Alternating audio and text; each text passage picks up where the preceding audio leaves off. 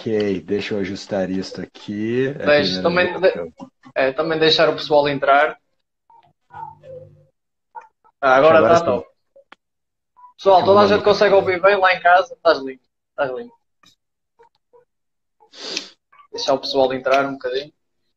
Boa. Gostei do seu Ei, novo como é que. visual, Bruno. Hã? Gostas? Gostei do seu novo visual, aham. Hã? Foi para experimentar, já quando ninguém me vê agora. Só esperar mais um bocadinho. Pessoal, eu peço-vos. Mandem as vossas perguntas para a caixa de perguntas que eu depois vou tentar responder ao fim, ok? Ao fim fazemos só um questionário ao Ruben. Se tiverem alguma dúvida, também podem ir deixando aí, que eu depois vou apontando aqui na minha folha e faço as perguntas ao fim. Está entrando o povo. Ei, como é que está tudo no Brasil? Olha, até o momento as coisas estão normais. Normal, quero dizer, a população aderiu à reclusão, a maioria das pessoas já estão ficando em casa. As empresas estão, muitas delas parando, os serviços parando, os ginásios também estão todos fechados já, acho que desde a sexta-feira da semana passada. Parece que os números eles ainda estão dentro daquela pequena crescente, não chegamos ainda a um período crítico, Ah, mas ainda vai demorar. Ainda vai demorar a aparente, chegar. pois, e a ideia é que como a adoção da reclusão, do isolamento voluntário, ele começou já com Mais uma cedo. certa antecedência, é com que esses casos não sejam tão grandes de início, mas como o Brasil é muita gente, enfim, É é difícil. tanta discrepância em tantos níveis que é difícil prever qualquer coisa. Mas estamos otimistas, né? Eu estou fazendo aqui a minha parte, eu estou Claro. Boas trancafiado já. férias, já estou de cabo das férias, isso. Poxa, na verdade era até para eu ter voltado para Portugal, mas meu voo foi cancelado. Eu não consigo Pois. de maneira alguma entrar em contato com a minha agência de turismo e, enfim, estou aqui por tempo indeterminado ainda. Tá bom. Ao menos tens sítio para ficar, já não é mau. Não, sim, pelo menos isso. Na verdade, está até bom aqui. Estou na casa dos familiares, estou curtindo meus Maravilha. sobrinhos, minhas sobrinhas. Né? Bem, vamos lá então. Ruben, obrigado por teres aceito este convite. O tema 2 do Exercise Matrix Podcast número 3 é comunicação e feedbacks durante o treino. Vamos começar este podcast com o Ruben já apresentasse um bocado. Fala-me um pouco do teu trajeto escolar e profissional e porque é que vieste para esta área e não outra? Eu comecei a jogar handebol desde muito cedo, eu tinha 10 anos e comecei a praticar o desporto handebol. E isso naturalmente me levou, no ano da decisão, ao entrar numa universidade, me inclinou naturalmente à educação física, junto também com a ausência de qualquer interesse por outra área. Então o desporto sempre foi meio que a minha praia. E naturalmente eu entrei na Universidade de Educação Física, aqui na Universidade Federal do Paraná. Logo que me formei, aqui no Brasil, naturalmente, a maioria das pessoas, quando se forma em educação física, começam a trabalhar no ginásio para o início de carreira. Naturalmente, eu entrei num ginásio para trabalhar. As É o coisas foram. objetivo, Hum? desculpa, o objetivo de quem vai para a universidade é ir trabalhar para o ginásio Não ou é para ir para as necessariamente. escolas? Depende. Hoje os cursos aqui eles já são divididos entre licenciatura e bacharelado. A licenciatura para quem tem mais inclinação à escola e o bacharelado quem quer trabalhar com Ah, ok. desporto e com o ginásio. Na altura que eu entrei, era licenciatura plena, então era da escolha do acadêmico, para qual o Ok. campo iria, naturalmente. Eu não tinha nenhuma inclinação, eu gostaria de trabalhar com handebol, na verdade, mas nunca houve nenhuma oportunidade nesse sentido. O ginásio se tornou o meu trajeto. Posteriormente, eu até consegui entrar na Secretaria de Esporte de Curitiba, na minha cidade. Trabalhei em Bom. funções administrativas, tive a oportunidade de trabalhar em vários segmentos da administração esportiva na cidade. Mas eu sempre fiquei dentro do contexto do ginásio, algum tempo mais, algum tempo menos, mas eu sempre fiquei ali. Ao longo do tempo eu consegui definir que era mais ou menos essa a minha vocação e o que eu tinha gosto de fazer. E foi assim que eu acabei chegando onde eu cheguei, assim, sendo personal trainer. Foi mais ou menos assim meu trajeto. Exato. É. Como é que, por exemplo, o RTS, como é que o RTS surgiu na tua vida? Logo no Que primeiro se ginásio. calhar deve ter sido a mudança mais brusca que tu tiveste enquanto profissional do exercício físico. Mais o Sem teu dúvida. open minding. Como é que Foi. foi? Como é que surgiu? No primeiro ginásio que eu comecei a trabalhar, isso foi em 2007, logo que eu me formei, eu comecei a trabalhar num ginásio aqui de Curitiba. E alguns anos depois, 1 ou 2 anos depois, nós fizemos uma formação interna. E a formadora, ela participou do primeiro grupo do RTS em Curitiba, quando a Mariane Malucelli trouxe o RTS pela primeira vez ao Brasil. E eu fiz essa formação interna com essa senhora, e ela demonstrou muito conhecimento, muita desenvoltura, e logo, quando ela falou do currículo dela, eu me interessei pelo RTS. Na altura não havia oferta do curso aqui no Brasil, a Mariane foi um tempo para os Estados Unidos e posteriormente ela voltou com os cursos para cá. E então, em 2013, quando ela voltou com a turma do RTS aqui em Curitiba, eu naturalmente me inscrevi. Anteriormente, eu até tinha escrito alguns e-mails para a Mariane, perguntando quando vinha.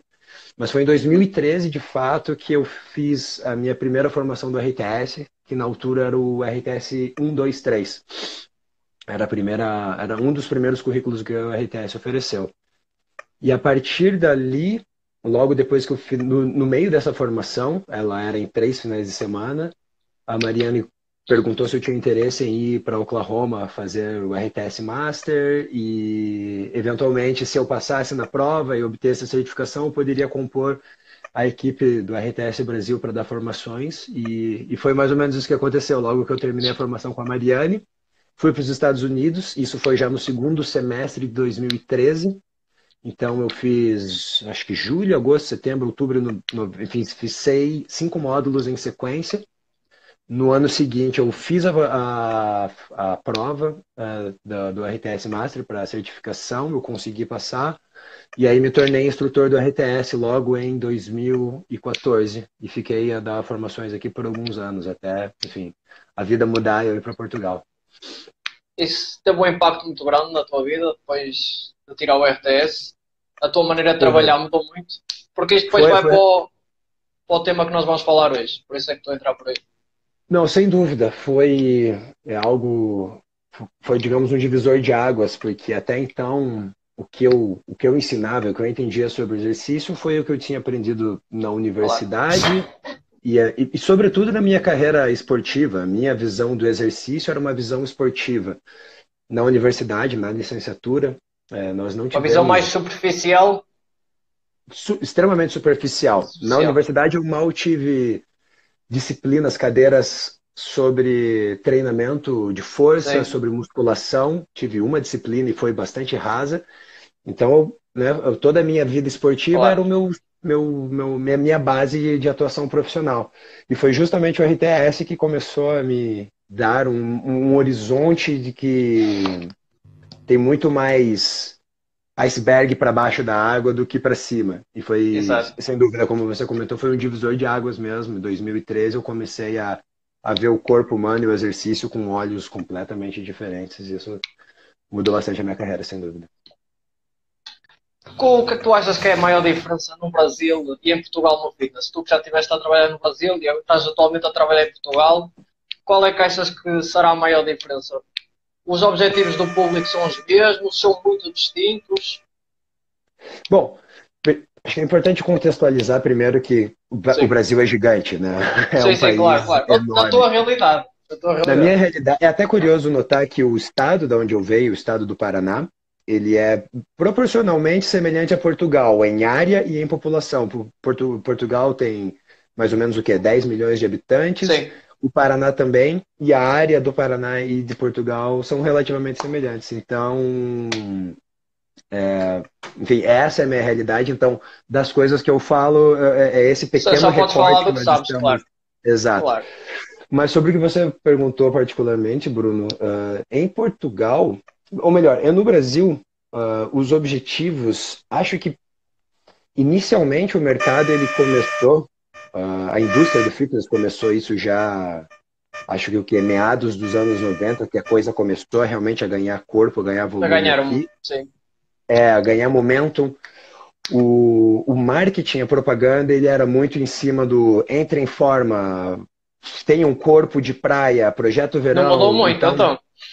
Eu- ao longo do tempo, parece que o marketing ainda não mudou tanto, os ginásios Sim, continuam ainda apostando nessas frases nessa feitas de imagem, sim. exato, mas parece que existe uma crescente e progressiva conscientização dos praticantes que já praticam há um certo tempo, como eu disse, o boom das academias, dos ginásios no Brasil começou ali em meados dos 90. Então, a maioria das pessoas passou por uma inscrição no ginásio, pelo menos a experiência de ir ao ginásio alguma vez. E dentro desse processo de alguns anos, muitas pessoas têm mudado a concepção de que o ginásio é apenas um espaço para se construir um corpo esteticamente aceitável e o viés de um corpo saudável tem cada vez mais entrado na mente dos praticantes de atividade física em ginásio. Digo isso na minha pequena realidade aqui em Curitiba, Paraná, Claro. quando eu estive por aqui.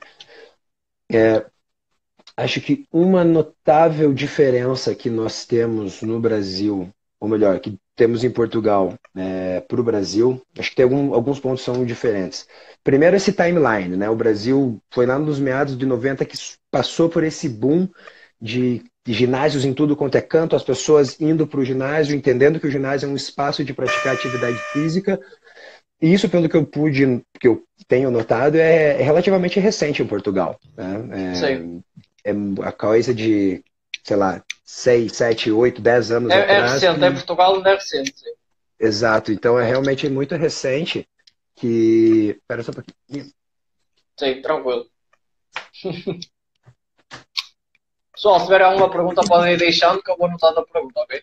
Peço desculpa, malta. Não, tranquilo. Intermissões, Tranquilo. introduções das crianças. Mas dizia então essa timeline, né? O Brasil passou por o que o Portugal está passando agora já há algum tempo. Mais tempo.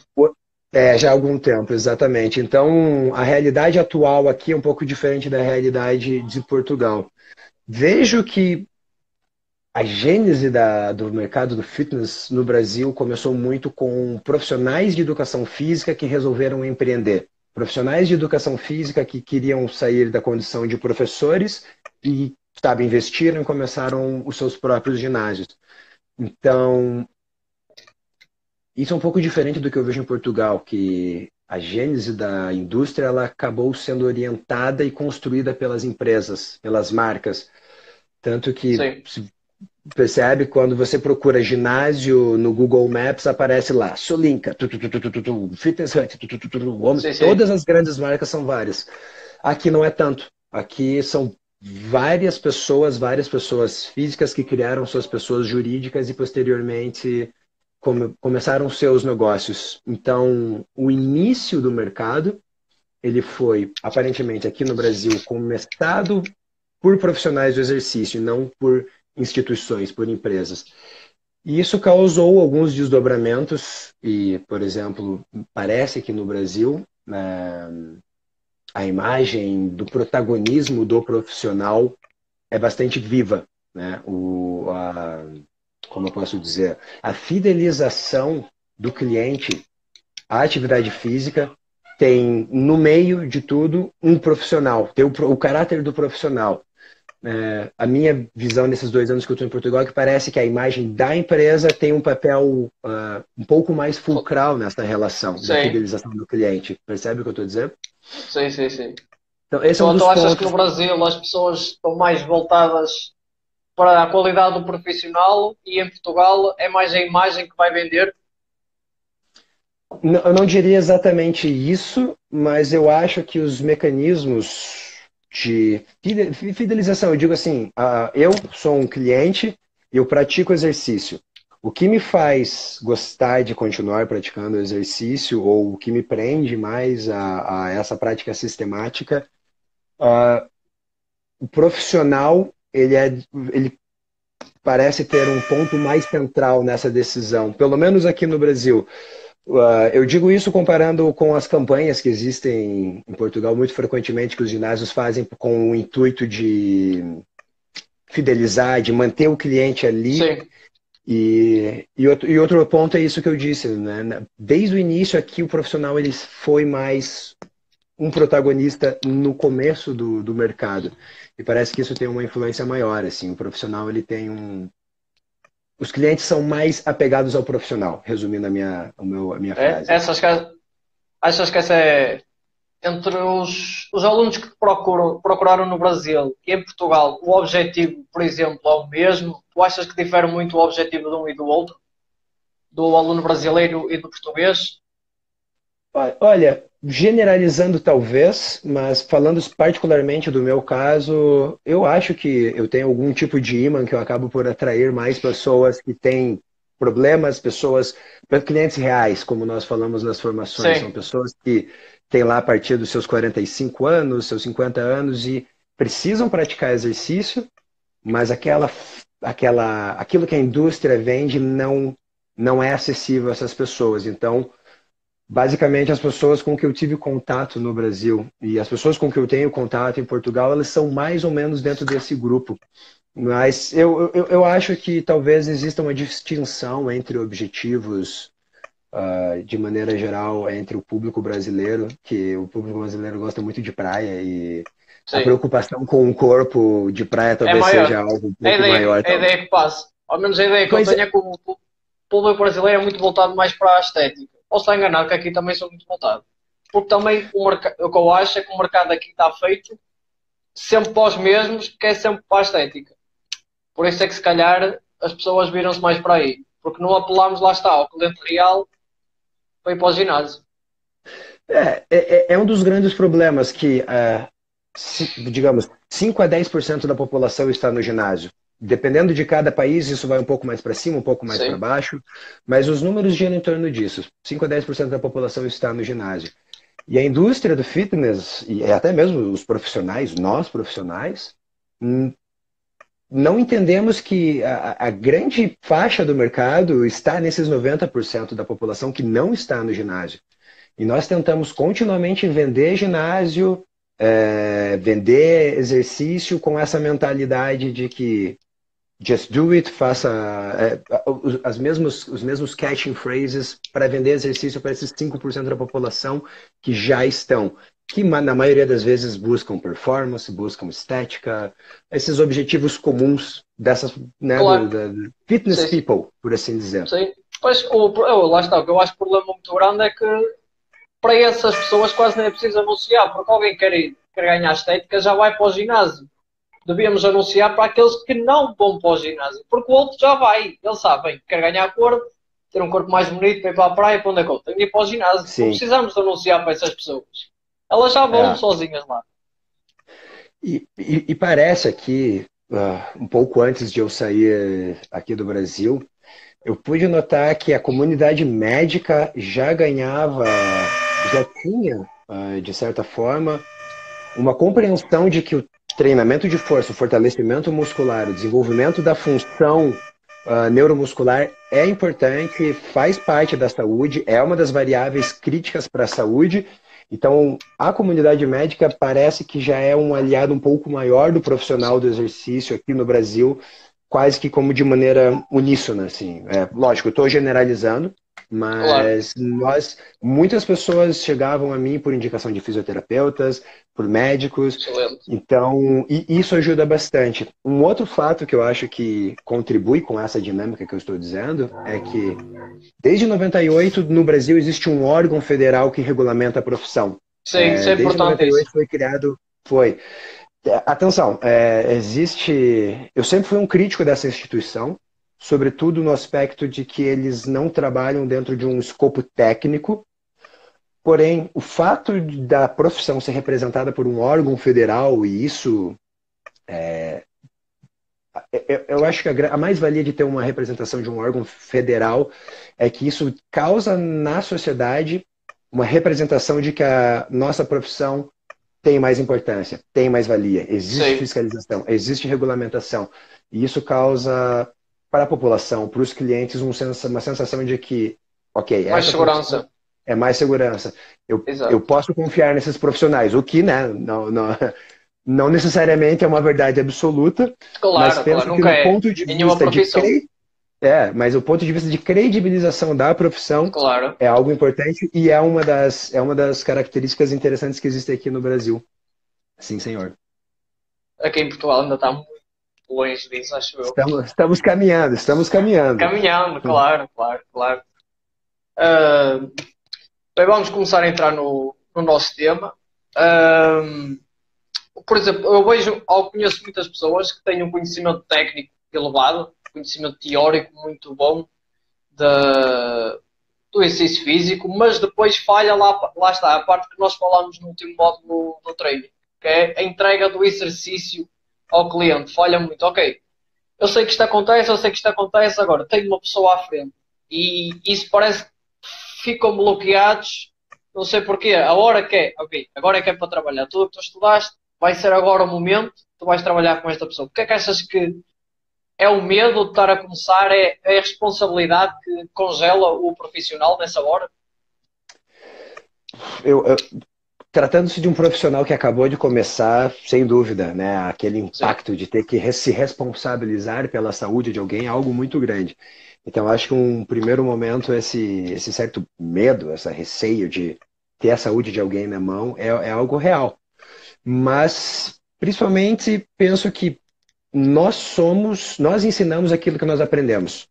E aquilo que nós aprendemos nas formações, seja na universidade, seja no curso técnico, enfim, Portugal e Brasil são diferentes nas formações, sim. mas de maneira geral, acho que nós podemos, com uma certa segurança, generalizar que as formações na área do exercício, elas formam muito mais para dizer o que, qual é o E exercício, não para que esse como, exercício sim. serve, exato, e não o como. O como e o Então, porquê. o como e o porquê. A indústria, as formações ficam muito atreladas, enquadradas, esquadrinhadas no qual, o quê? O exercício que trabalha tal, o nome desse exercício, os passos para se fazer esse exercício. E não necessariamente nós esmiuçamos, entendemos as partes, o que, e sobretudo o como. Eu acho que o como é a linha que difere o momento em que você começa a ter mais autonomia para ensinar e, sobretudo, a se comunicar, do que quando você está naquela mentalidade de, ok, esse é o melhor exercício para glúteo, esse é o melhor exercício para posterior de coxa, ou às vezes nem o melhor, mas esse é um exercício para. E, Exato. e, Ou este exercício naturalmente, tem de estar. O agachamento tem de estar em todos os planos, todos. o exercício, e as fórmulas, né? Primeiro os exercícios multiarticulares, depois os Articulares. exercícios, e Exato. cada sistema lógico, cada filosofia ou metodologia vai dizer que existe a sua maneira ideal. Sim. E independente disso, não acho que é nem essa tanta discussão, mas pouquíssimas vertentes trabalham o como, a ideia do quais são os elementos que compõem esse exercício e, portanto, sabendo deles, verbalizarei para ensinar. Isso é muito raro e foi de fato o divisor de águas do RTS para mim, que eu Também, saí do também para mim, universo sem do dúvida. que foi o universo do, eu saí do universo do que do faça isso para aquilo e comecei a pensar mais, ok, Associar se causas isso e é efeitos. verdade, e sobretudo, como? Como eu vou fazer com que essa pessoa pratique, expresse exatamente isso que eu tenho na minha mente nesse corpo? Essa é uma equação que não é fácil de resolver, mas Não. mudar essa mentalidade para o como é fundamental. E eu acho que Exato. basicamente é isso, Bruno. No início da carreira, e eu vivi isso por muito tempo, até começar a, a entrar em contato com a RTS, eu tinha essa mentalidade. E foi gravitar dessa mentalidade do simples o que e qual, para como e porquê, que fez esse salto qualitativo na carreira, para eu poder me Exato. comunicar com mais qualidade. Isso do como e porquê é uma das razões do nome deste podcast. Exercise Matrix. Ver o que não está lá. A Exato, verdadeira exato, realidade. Eu acho que exato. no fitness nós vivemos dentro de uma simulação. O mundo não é o real, só estamos a ver o superficial e há tanto para ver por dentro de um exercício. Um agachamento à parede, um line, já há tanta coisa que está a acontecer ali e nós, ok, isto está a trabalhar glúteos e quadríceps. Pode não ser bem assim. pode não ser bem assim, pode ser o contrário. Mas Pode ser o isso que contrário. tu disseste também é importante. Eu hoje estou a fazer os Mesh 2 e estive a ver o Tom a falar de uma coisa que também é interessante. Não achas que isso de atribuir do, do bom e do mau também não está associado de como fazemos ciência na nossa área? Eu critico muito a maneira como esta área faz ciência porque é sempre voltado. O que é melhor? Agachamento ou hipotrust? O que é melhor? Agachamento de 90 graus, agachamento parcial. É sempre comparar isto ou isto. E o mais comum de todos é extensora com agachamento. Mas esse eu vou falar com a Mariana para depois entrar nas cadeixadas abertas, que isso é outro tema que tu sabes que também. Sim, é cabeludo. O que é que achas? Achas que também a ciência, e como estamos a fazer ciência, é culpada disso, de como nós vemos o exercício? Eu acho que nem tanto a ciência, mas os leitores da ciência, sabe, Bruno? Sim, Então, porque a ciência, afinal de contas, o método científico precisa pegar algo e comparar com algo e depois sim, sim, sim, tirar sim. conclusões a partir disso. O método científico exige isso. E, portanto, a natureza limitada dele nos permite concluir coisas muito específicas de um estudo, não grandes generalizações. E o leitor de ciência, ou melhor, o leitor de abstracts, muitas vezes Sim. vê só a conclusão e a interpretação da conclusão ainda é uma grande generalização, é muito além do que os autores concluem. Algumas vezes os autores concluem de maneira equivocada, talvez por falta de conhecimentos como a mecânica Sim, do também é. exercício, Também. coisas que, né, é relativamente novo na área do exercício. Mas eu penso que parte do problema está na interpretação da ciência. A ciência faz o que ela faz, bem ou mal, boa ciência ou ciência média, ela faz o que ela faz. Ela pega duas ou mais coisas, compara sobre determinados Sim, o problema não protocolos está na ciência. e, Quem faz através de ciência? estatística, chega a determinados números, né? Sim, sim, Mas eu sim. acho que falta um pouco de... Até mesmo na O graduação, mindset. honestamente. Eu me formei na Universidade Federal do Paraná, que é uma universidade relativamente conceituada, e nós tivemos muito pouca inserção em leitura de pesquisa, interpretação de Sim. resultados, apresentação, comunicação em linguagem científica. Então, até para pessoas que têm formação superior, existe uma dificuldade em entender e comunicar ciência. Então, deslocando um pouco do foco da ciência, embora ela seja culpada também, né? Os pesquisadores muitas vezes ficam nessas perguntas básicas Exato, e, né, é o que eu queria dizer, é que estamos a fazer as perguntas certas. A cena é essa. é, E lá às está, vezes é estamos a olhar o difícil, superficial. pois, e muitas vezes acho que é difícil fazer perguntas mais profundas, porque a ciência ela tem a sua limitação, né? O Claro, método claro. científico ele vai ter a limitação dele, e quando nós entramos ali no buraco do coelho, começamos a ver as nuances, as minúcias, aquelas pequenas coisas que fazem a Fazem excelência toda a da aula do diferença. personal trainer, é muito difícil fazer ciência disso. E aí o que nos sobra é entender os princípios, e é por isso que é muito bom as formações como RTS, XS, que dão os princípios para que daí o profissional, com discernimento, com atenção e com humildade, sobretudo, tente extrapolar, tente usar os princípios para analisar aquela realidade específica. Porque quando entra no universo das especificidades, e o trabalho do personal trainer é justamente Claro, isso, é muito difícil fazer ciência. claro. Então você tenta usar Exato. todo esse arcabouço intelectual para tomar decisões. E é basicamente isso que a gente Eu no faz, não outro é? dia estava com um amigo meu, não sei se ele está a ver, o João Duarte. Eu estava a dizer que as guidelines, ok? Eu entendo o porquê de criarem guidelines, mas agora, ok, há guidelines para diabéticos. E há guidelines depois já para diabéticos, há para hipertensos, há para quem tem osteoporose, osteoartrite, pronto. Agora, mas não há guidelines para quem é idoso, com osteoartrite, osteoporose, diabético e com hipertensão. Ou seja, Sim. as guidelines são alguma coisa, lá está, são a ponta do São alguma iceberg, coisa. mas é preciso perceber tudo para trás, porque só me foguear não há guidelines para isto. Temos de perceber o que está por baixo, lá está, vamos usar o iceberg, que é uma boa analogia, para perceber, ok, parece que a evidência científica leva-me para aqui, para este tipo de população, mas quase sempre o cliente real nunca é o que está na estatística. Não, para quem trabalha com pessoas reais, sempre vai esbarrar na frase do eu não consigo, ou isso me dói, isso é difícil, Exato, eu detesto isso. Quando, exato. quando É começa a se verdade. aplicar qualquer elemento da guideline, fatalmente o Exato. personal trainer ou o treinador vai lidar com a impossibilidade de muitas pessoas fazer o que a guideline preconiza. Então, a guideline, como você disse, é uma orientação.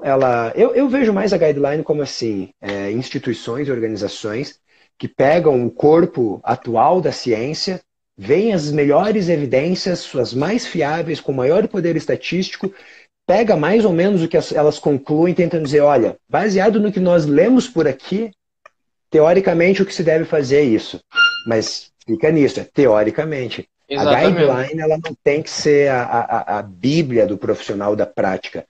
Existe a epidemiologia que ela mostra dados incríveis para a gente, existem todas as pesquisas a respeito das populações específicas, mas o profissional que está na ponta, lidando com as pessoas, ele é quem no final das contas tem não a palavra final, mas a realidade a ser trabalhada. Né? É Exato. ele que vai conseguir fazer com que aquilo seja aplicável ou não, ou se aquela guideline vai ter validade ou não. Realmente, a guideline vale o que ela vale, no fim das contas. É só Exato. É uma alguma lista de coisa, mas bullet não points. podemos.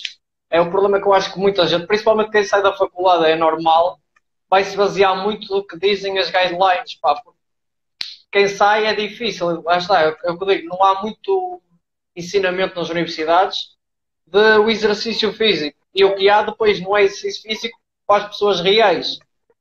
Por isso, eu percebo o lado do pessoal de. Mas o problema é quando fazem das guidelines e de instituições aquela autoridade. Não, isto está certo.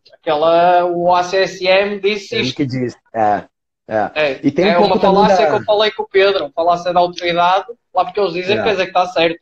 Basta, como diz o Tom Purvis, uma coisa que ele dizem muito, mas como é que tu és o único que está certo e os outros todos, toda a gente está errada, tu é que estás certo? E ele diz, basta o primeiro estar errado e os outros todos não questionar e estão todos errados. Basta só um se enganar e ninguém dizer, espera, mas isso é mesmo assim? Basta só isso. Não esquecer que a ciência é feita é. por pessoas, fora o que nós já falamos. O maior problema, eu acho que quando a guideline se torna o lavar das O santo mãos, grau. como se diz. Não, não sou eu quem estou dizendo, que eu só estou fazendo isso porque a guideline é que diz para fazer. Exato. E usar isso como um outorgar de responsabilidade, sabe? Não é mais minha responsabilidade, isso é responsabilidade da guideline. Porque eu não tenho autoridade, quem tem autoridade é a guideline. Esse é o problema, eu acho, quando o profissional tenta. Eu acho válido o profissional tentar se munir de respaldo de científico, de evidência. Mas ele nunca pode usar essa evidência para se folgar, para se transformar em uma pessoa preguiçosa e deixar que ele Sim. justifique algo que nitidamente não está funcionando. Muitas vezes os olhos notam que tem alguma coisa errada, que não está dando certo com aquele cliente, mas ele continua com a premissa de que se a guideline Sim. diz, não é culpa minha, lavo minhas mãos. Então, Exato. esse eu acho que é o principal problema. Sim, sim, sim, sim. Voltando, não saímos do tema, o tema que isto é tudo, está tudo ligado, não é? Uhum. E acho que as pessoas gostam de ouvir isto, também é muito importante passarmos esta mensagem para quem nos está a ouvir e nos vai ouvir posteriormente. Por exemplo, lá está, na academia, no ginásio, o agachamento é quase um exercício rei, toda a gente faz o agachamento, mas o agachamento é muito mais difícil do que parece fazer. Ensinar um agachamento não é assim tão fácil. E eu acho que um erro comum é dar lá muitos feedbacks. A pessoa ainda não agacha, tu não fazes ideia como é que ela faz, e diz, olha, peito para fora, joelho para passar para todo o pé, essa regra, rabo para trás, tanta a pessoa. Fica muito Uau. confusa. Exato, eu quero saber o que é que tu achas desta estratégia, dizer à pessoa, na segurança, tu à beira dela, olha, faça aí um agachamento. Explicar mais ou menos o que é. Olha, tipo, sentar uma cadeira, ver como é que ela agacha. E não bombardeá-la, que eu acho que é um erro muito comum, de feedbacks. Dizer, faz assim, assim, assim. Um feedback. Por exemplo, ela faz muita flexão do tronco. Um feedback primeiro. Há muita coisa para corrigir, mas calma. Primeiro vou aqui. Uh, tente fazer assim, peito para fora e para trás, por exemplo. Ok, uma coisa corrigida. Achas que é uma estratégia mais segura no iniciante, corrigir assim aos bocadinhos, em vez de estar a bombardear? Alguém que nunca fez isso, bombardear com tanta informação, ela até fica com medo de fazer exercício. Pensa, ui, eu vou-me partir toda aqui. Pois, especificamente da sua pergunta, alguém que é, digamos, o iniciante, o famoso iniciante, Sim, né? Tem um grande guarda-chuva que tem o iniciante embaixo, sim, mas uma pessoa que nunca fez o exercício que você está propondo, no caso agachamento, ou fez com pouca prática, penso que a sua ideia de não bombardear com muitas ideias é fulcral. Você sim, precisa, inicialmente, primeiro, esse exercício é importante para essa pessoa? Ok. Agachar é sim, importante? Ok, definido. Bom, vamos começar por exato. aí. Eu gosto muito dessa tua ideia de assim, me mostre o que você entende por. Tente, fala assim, senta na cadeira, uma imagem que seja realmente Sim, simples, que essa pessoa consiga entender. falar cliente. Começar a falar cliente, eu acho que é fundamental. A partir do que você vê, os pequenos incrementos de informação são importantes Exato. para você conseguir melhorar. Acho que, na medida em que você solicita uma informação e essa pessoa, bem ou mal, consegue responder a Claro. essa sua solicitação, ela ganhou o direito, e você, como treinador, ganhou o direito de talvez aplicar mais uma informação, mais um feedback para ela tentar melhorar ainda mais, porque tem várias coisas a serem administradas no agachamento, né? A Sem posição dúvida. da coluna, a posição dos joelhos, o path of motion, como o tronco se desloca, se ele vai muito para frente, vai muito para trás, todas essas coisas. Mas eu sou, na prática, favorável a essa metodologia de use uma informação, verifique o que dá. Deixa a pessoa processar e fazer mais de uma ou duas, três, quatro, cinco, seis, sete repetições para ver o que aquilo ali transforma. Se foi bom, talvez coloque mais uma. Se não, pare, tente usar outras palavras, tente conversar novamente com a pessoa, porque um dos erros muito comuns, principalmente quando sai de uma formação avançada, onde se aprende vários feedbacks, é querer jogar tudo de uma vez Exato. só para o cliente, né? Você sai com a melhor das intenções depois de uma formação em que você aprendeu vários feedbacks, vários comandos super eficientes, porque você sentiu no seu corpo, e aí você tenta transportar isso para o cliente. Mas aí você pega pelo excesso, né? De colocar muitas informações ao mesmo tempo. Vai, peito alto, joelho para fora, apoia mais o calcanhar, e agora empurra o chão. Foram 4 informações que talvez para você, enquanto profissional do exercício, já com um bom relacionamento com o exercício, com uma boa cultura Claro. corporal, Consegue consiga fazer. aterrorizar. Talvez Sim. sim. Mas essa pessoa que é iniciante, putz, vai ser um grande desafio para ela. Então, progressão de informação, progressão no volume da informação e, sobretudo, a simplicidade. Né? Imagens muito complexas, como. Enfim, não vou nem entrar em exemplos muito complexos, Sim. mas deixar a imagem mais próximo do corpo da pessoa, pontos relacionados ao corpo, parece ser sempre Exato. uma estratégia bem Atribui pontos acertada. de referência. Atribui. A próxima Pontos de tenta manter referência. isto perto disto. Por exemplo, acho que é uma boa estratégia. De... Ainda me lembro no training quando estavas a dizer, estavas a fazer o agachamento e um feedback que eu podia dar aqui, o peito para fora. E tu Pum, na fizeste, hora. pô logo. E eu, pronto, peito para fora e para trás. E tu, agora percebi. Sim. Peito para Porque lá fora, está. rabo para trás, joelho para frente. Ou enfim, não tudo ao mesmo tempo, mas Sim, as sim, sim. partes do corpo que a pessoa sabe o que é e uma direção que ela consiga ter uma ideia aproximada do que você quer dizer. Então, manter essa clareza, e isso é muito legal, que o que eu aprendi no RTS, e hoje eu consigo partilhar com o pessoal em Portugal, essas imagens, essa linguagem simplificada, que na grande maioria das vezes surte efeito na mudança da forma da execução dos exercícios. Mas Exato. acho que uma coisa que é importante ressalvar também, Bruno, uma coisa é o cliente que é iniciante. Você tem essa triagem das pequenas informações Sim, sim, sim, relevantes sim. que vai mudar. Para aquela pessoa que já treina, aí muitas vezes o que você vai fazer é tipo olhar aquilo que ela está fazendo e você vê que tem ali ela já faz relativamente bem. e tem um ou outro ponto que ela não está fazendo bem. E aí você dá aquela informação ajustada para corrigir ou melhorar aquele elemento fulcral, como, por exemplo, a posição do tronco. Ou, por exemplo, uma intenção, o que ela está pensando, ou solicitar uma contração. E aí muda completamente a experiência. São espectros diferentes de informação. Lidar com a pessoa iniciante é um processo de tentativa e erro, às vezes muito mais uma página em branco, e você vai ter uma margem de tentativa e erro um pouco mais, um pouquinho menor, um pouco mais limitada. Sim, Já uma claro. pessoa que treina mais tempo, você pode brincar mais, você pode soltar mais Sim, ideias mais complexas, mas é interessante também você ver o que aquela pessoa está cometendo que poderia ser um pouco melhor e você usar aquela frase específica, aquela frase especial que você sabe que muda a experiência e exato. a pessoa olha para você e fala assim, uau, eu nunca senti isso antes na minha vida. Então, esse espectro de pessoas é interessante você contemplar. Lá está, é uma que nós dissemos há bocado, por exemplo, falar a cliente, quando nós saímos, olha, faço uma extensão da coluna. Eu não faço ideia o que é uma extensão. Aliás, ele a vida toda ele nem sabe fazer o que é uma extensão da coluna. Uma coisa que nós fazemos é passar para o exercício logo e muitas vezes a pessoa nem consegue, por exemplo, este movimento de subir com o braço esticado ao lado do tronco. Chega lá toda torta, antes de ensinar basicamente o que é que tem que fazer e não passar logo. E lá está, é falar a cliente, tipo, temos de ter noção. Essa pessoa não percebe nada. É quando não, nós vamos, por exemplo, eu no meu caso, eu não percebo nada de carros, nada, nadinha, zero. Tem de explicar para mim como se eu fosse a pessoa mais burra do mundo.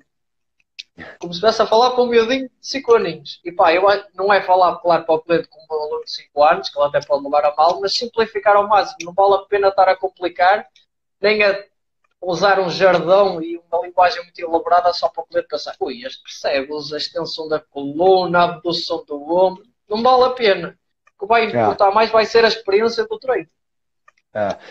e novamente voltamos à problemática que é como o profissional do exercício aprende exercício. O Sim, profissional aprende exercício como uma série de passos, uma coreografia. Primeiro faça isso, coreografia, com regras registro. geralmente genéricas, e o que ele vai ensinar é isso, né? Isso funciona muito bem para as aulas de grupo, né? As aulas de grupo é Sim, uma coreografia, tem que ser assim. Não tem é como uma você. coreografia, exatamente. É. Mas quando entramos no espectro da individualização, do treinamento de uma pessoa, aí você não pode cometer o erro de dizer frases genéricas. Você tem que ser mais específico, você tem que ser mais Preciso. preciso. Embora também, né, o corpo humano é mais ou menos semelhante, então muitas das frases que você fala vai funcionar para muitas pessoas. Você vai usar as Claro. mesmas frases, as mesmas verbalizações para muitas pessoas, mas o quando, especificamente quais, aí que eu acho que é um pouco da arte da profissão, é experiência, é um grande processo de tentativa e erro, é fazer isso há tanto tempo e com tanta atenção que você acaba aprendendo pela experiência. Você transforma o teu trabalho, a tua profissão, o teu treino, sobretudo, num grande laboratório. Quando você coloca a mente no que você está fazendo, em si, tem uma chance muito maior de transformar isso em experiência para a pessoa com que você treina. Tu também deves ter passado por isso, que disseste no início que também foste logo para a área que ia para ensino, basicamente, para a licenciatura, não é? Eu acho que Uhum. aí eu sou um grande crítico das licenciaturas para quem quer seguir o fitness. Mas uma coisa que eu dou o braço a torcer à licenciatura é que ela ensina muito bem para ser profissional de educação física, o que pode ser bom depois enquanto profissional do exercício físico. Porque nós, por exemplo, eu passei a realidade e aí tínhamos de dar aulas como se fosse para crianças. E era simplificar ao mesmo. Por exemplo, fazer um drible, ensinar um remate, tinha de ser o mais simples. E isso ajudou. Depois lá fez-me um clique a pensar. Aquilo deu-me um jeito, estava a dar um jeito incrível agora para esta realidade aqui. Porque nós Yeah. somos educadores físicos e muitas vezes esquecemos que também somos educadores físicos. Mas ao mesmo tempo é importante ter em mente que menos é mais, né? Uma das coisas que Exato. eu falo na formação é Sim. simplificar e diminuir ao máximo a frase.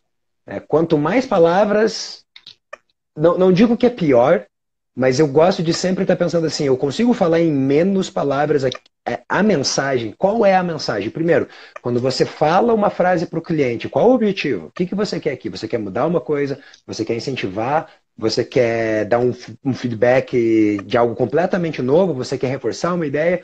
Então essa frase tem que ser muito clara na tua cabeça, do porquê. Depois disso, você tem que pensar o mínimo de palavras que você vai falar, porque quando a pessoa está fazendo força, se você fala, olha lá então, eu quero que agora você faça. Você disse tipo 6 palavras que não disseram absolutamente nada do Já teu tirou o objetivo. foco. Tirou o foco. O brasileiro gosta muito disso, né? De olha então, olha só, vou te falar uma coisa aqui agora. Presta atenção, hein? Quero, ó, tipo, peito para frente, barriga para cima, nariz para o Objetivo. lado, olho para lá. Objetivo. Não por uma questão de tecnicismo, não é essa a ideia, mas porque parece que quando alguém está sobre o esforço do exercício, sobre aquela concentração de estar dentro do grinding do exercício, se você está jogando muitas ideias, a chance de retenção é menor. Talvez uma Sim. conversa mais elaborada no intervalo de série, um pouco mais em prosa, talvez seja melhor para esses intervalos de série. Eu gosto dessa ideia de que existe a fala antes do exercício, a fala durante o exercício e a fala depois do exercício. O volume de informação para cada uma delas é diferente. O teor da informação para cada Sim. uma delas é diferente. Uma técnica muito importante, lá está no contínuo de ensinar o exercício, poderá ser a técnica do toque. Por exemplo, do ritmo escapular. Ajuda muito a explicar à pessoa o que é que tem de mover, o que é que tem de ficar parado. Qual é que achas, por exemplo, alguns feedbacks e quais achas que são os exercícios que mais beneficiam com essa técnica de tocar a pessoa?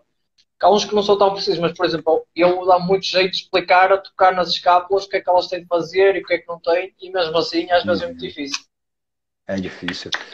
Bom, sobre mãos, né? Eu acho que a mão é um dos nossos maiores instrumentos de trabalho. É praticamente um mini ginásio que nós temos nas nossas mãos. Nós conseguimos fazer exercícios com as mãos. Nós damos pontos de referência, nós direcionamos movimentos. O toque é excelente. Mas primeiro de tudo, eu gosto de deixar claro que antes de colocar a mão em alguém, pense 2 vezes ou 3 vezes o porquê você está colocando a mão naquela pessoa. Sim. Como E falar anteriormente me antes pode. referi, como antes me referi, antes de falar qual é o objetivo, o que você quer com essa frase em específica. Agora, com o toque é a mesma coisa. Quando você vai tocar essa pessoa, qual é o objetivo? Eu quero ajudar a evidenciar o movimento das omoplatas, ok, da escápula. Ok, muito bem. Como você faz isso? Para cada uma das maneiras com que você vai tocar, a forma com que você usa a mão, se você vai tocar com a ponta do dedo, se você usa a mais superfície da mão, isso tudo é muito relevante, sabe? E como você falou do ritmo escapular, né? Seja para os pull downs, seja para as remadas, Nada.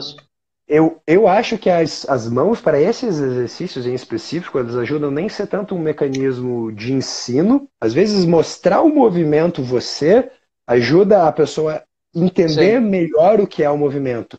A tua mão, ela ajuda mais a perceber o que ela tem que sentir nela enquanto ela sim. move. Tipo, quando você coloca a mão na omoplata e o movimento da omoplata da pessoa guia a sua mão, e não a sua mão necessariamente guia o movimento da omoplata, isso dá um novo input para a pessoa de que, ok, era isso que você estava me pedindo quando você pediu para elevar a omoplata ou descer a omoplata.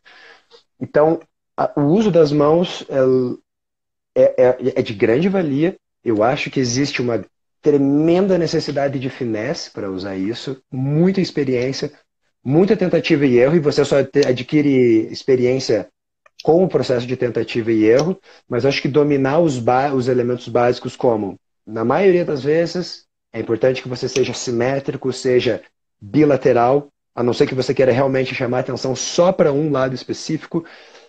Tem muita clareza do que você quer elucidar uma contração no músculo, você quer fazer com que a pessoa pense em contrair o Exato. músculo. Você quer fazer com que o braço dela, por exemplo, mantenha um plano de movimento. Como você vai tocar é extremamente importante. Mas acho que não é o contexto de nós aprofundarmos muito Sim, claro. aqui. Mas eu acho que a principal mensagem desse grande instrumento que são as nossas mãos é essa ideia de, assim, calma. Por quê? Se você tem claro o porquê, como? Como é o posicionamento das mãos? Qual é a sua estratégia para fazer a sua mensagem chegar dentro da cabeça da pessoa? E a partir daí você tem toda a liberdade de fazer as suas tentativas e erros, pedir para amigos seus parceiros de treino, os professores com que você sabe que você Claro, tem treinar. afinidade, treinar para você sentir em você se aquilo que você estava tentando fazer ou se aquilo que você pensou de fato repercute na sensação que você queria. De que forma é que, por exemplo, o toque estratégico pode aumentar, posso dizer, o output muscular, aumentar a contração daquele músculo? Aumenta a resposta à frente e à frente para aquele músculo? Aumenta, por exemplo, o cérebro a mandar estímulos elétricos para aquele músculo? Poderá ser isso que serve o toque estratégico, por exemplo, num quadríceps ou num bíceps curl? Tem a contração volitiva, né? A contração Sim. voluntária. Se a capacidade do músculo de contrair, de produzir uma contração volitiva já é diminuída, acho que o toque não vai resolver esse problema. É muito comum durante chest presses a malta não sentir a contração do peitoral. Do peitoral. E não necessariamente porque ela não consegue fazer a contração do peitoral. É porque não existe input chegando ali, não existe, enfim, facilitação neural para fazer com Não que há exista eficiência neural para aquele músculo. Exato, eficiência neural. Esse termo que você usou é o que nós vamos usar agora. Então, se esse é o problema, o toque não sei se é a melhor estratégia. Para isso, existem diferentes métodos. Eu gosto particularmente de, né, nós fazermos isso com certa frequência no MTF, de aferir a contractilidade usando isométricos, tentar influenciar isso com isométricos. Eu acho que é uma boa estratégia. Sim. E, novamente, você usa as mãos para isso também. Claro. Você pode usar as mãos para isso também. Mas essa ideia de, durante o exercício, usar a mão, o toque dos dedos, acaba nem sendo tanto a mão, mas dos dedos, para criar Sim. essa contração, parte de uma situação em que a pessoa tenha contractilidade volitiva já no disponível. Avançado, doutor, no inicial não valeria a pena. Não vale a pena. Eu acho que realmente não vale a pena porque o ponto aonde você está, em que você solicita uma contração antes mesmo do movimento, isso é quase que um dos objetivos do exercício, é chegar no ponto em que a pessoa consiga estabelecer com clareza e eficiência essa capacidade de contrair o músculo antes, durante a execução do movimento. Então, é uma grande ferramenta, mas tem esse porém do quando e quem você vai usar. Pessoal, estamos quase a fazer uma hora direto, nós vamos desligar e depois voltamos a ligar, está bem? É só uns segundos. E eu depois já mando para o teu convite, tá? Até já, pessoal. Não. Voltamos ao vivo. Voltamos. Vamos só deixar o pessoal entrar todo agora. Voltarem. Beleza. Estamos aí. Voltar aí o teu amigo Ferrão. Tá lá o Arthur, a Andréia. Olha a Ana. Olha que legal, agora eu consigo ver as pessoas que estão entrando. Não consegui, exato. Eu acho que eu tava mais imerso na conversa e não tava prestando. Olha a Aline, olha a Aline.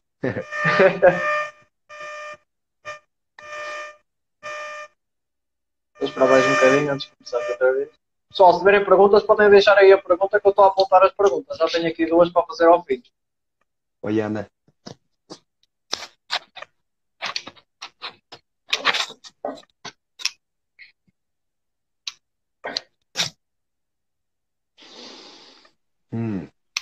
Acho que já estamos ali na... Sim.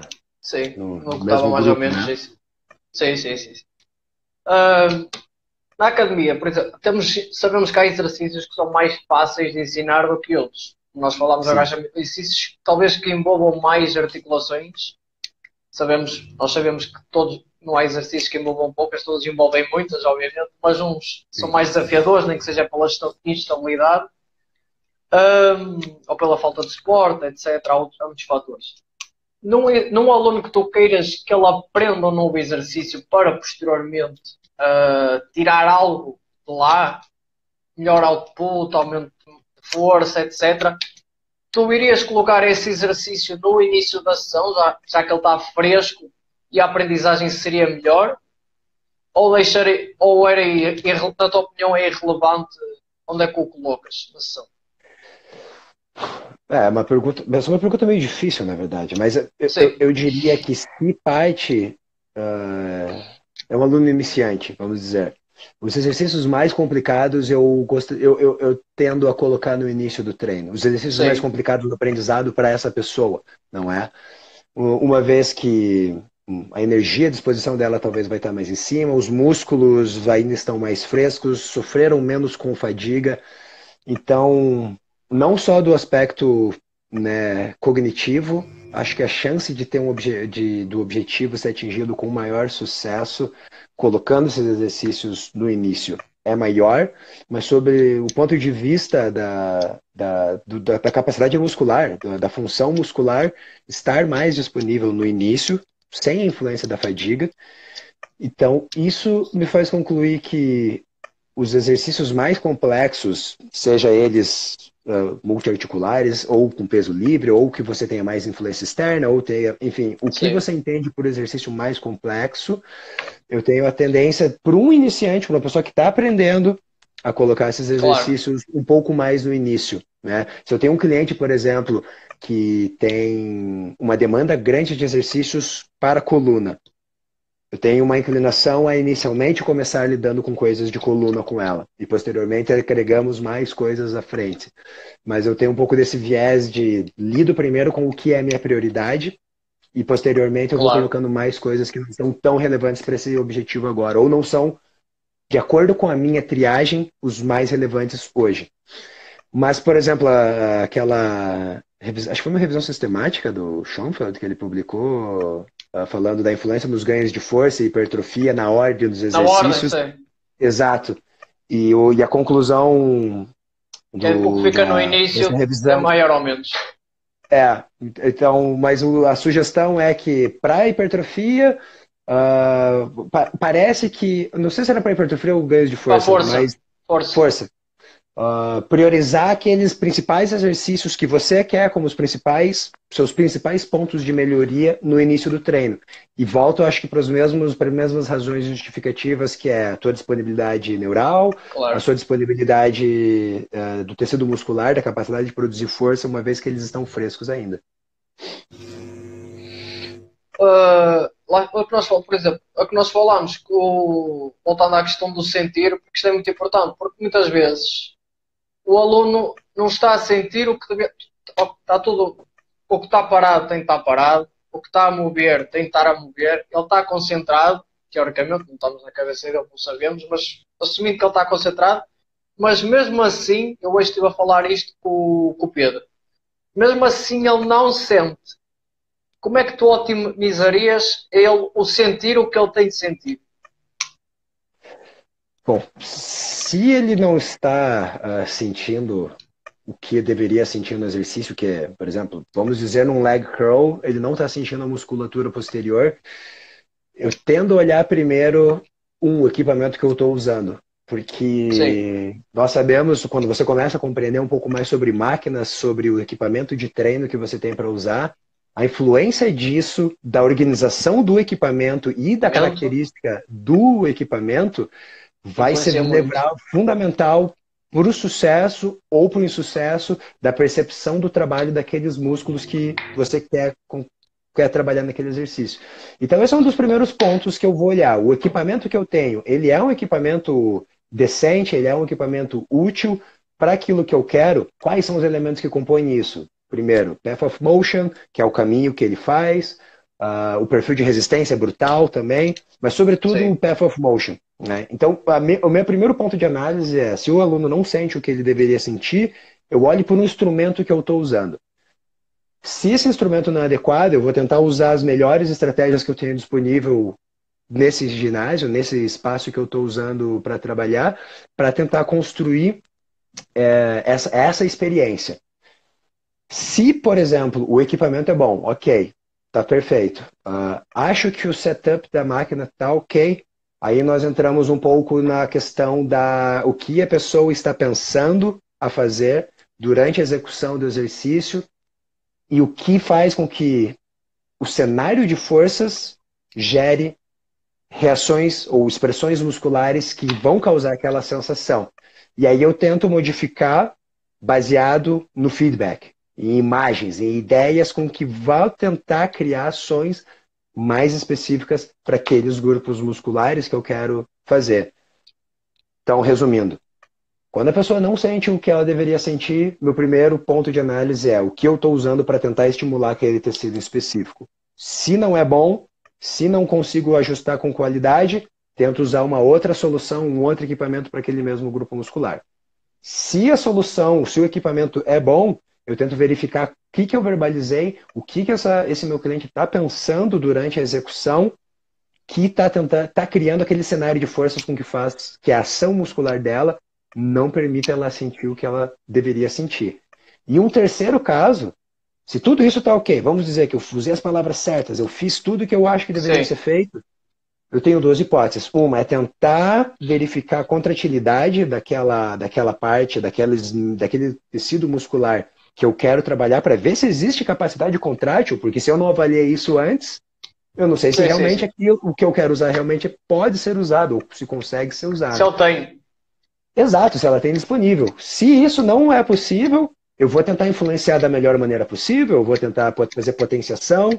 Se não é possível, próximo exercício. Anoto isso na minha planilha, falo que isso não foi bem sucedido nesse treino, próxima vez eu tento reelaborar isso. Muitas vezes, enfim, os exercícios que você fez anteriormente estressou a musculatura que você queria usar nesse exercício, ela já não consegue. É muito... Eu tive um cliente que eu fui trabalhar a rotação da coluna com ele, na máquina da Medex. E a posição é muito interessante, que ela exige uma posição de flexão de anca próximo de 90 graus. E ele fez muito bem ali a rotação de anca, a rotação da coluna. E depois, lá no fim do treino, quando eu fui trabalhar o leg press com ele, a perna dele tremia, assim. E aí depois eu fui pensar uma das coisas que poderia ter influenciado e depois me veio à cabeça. Possivelmente ele cafadigou um tanto daqueles flexores da anca dele naquele momento ali. Porque ele até tinha falado alguma coisa que ele estava sentindo. Mas enfim, isso só para ilustrar um pouco do que a gente estava falando anteriormente. Sim.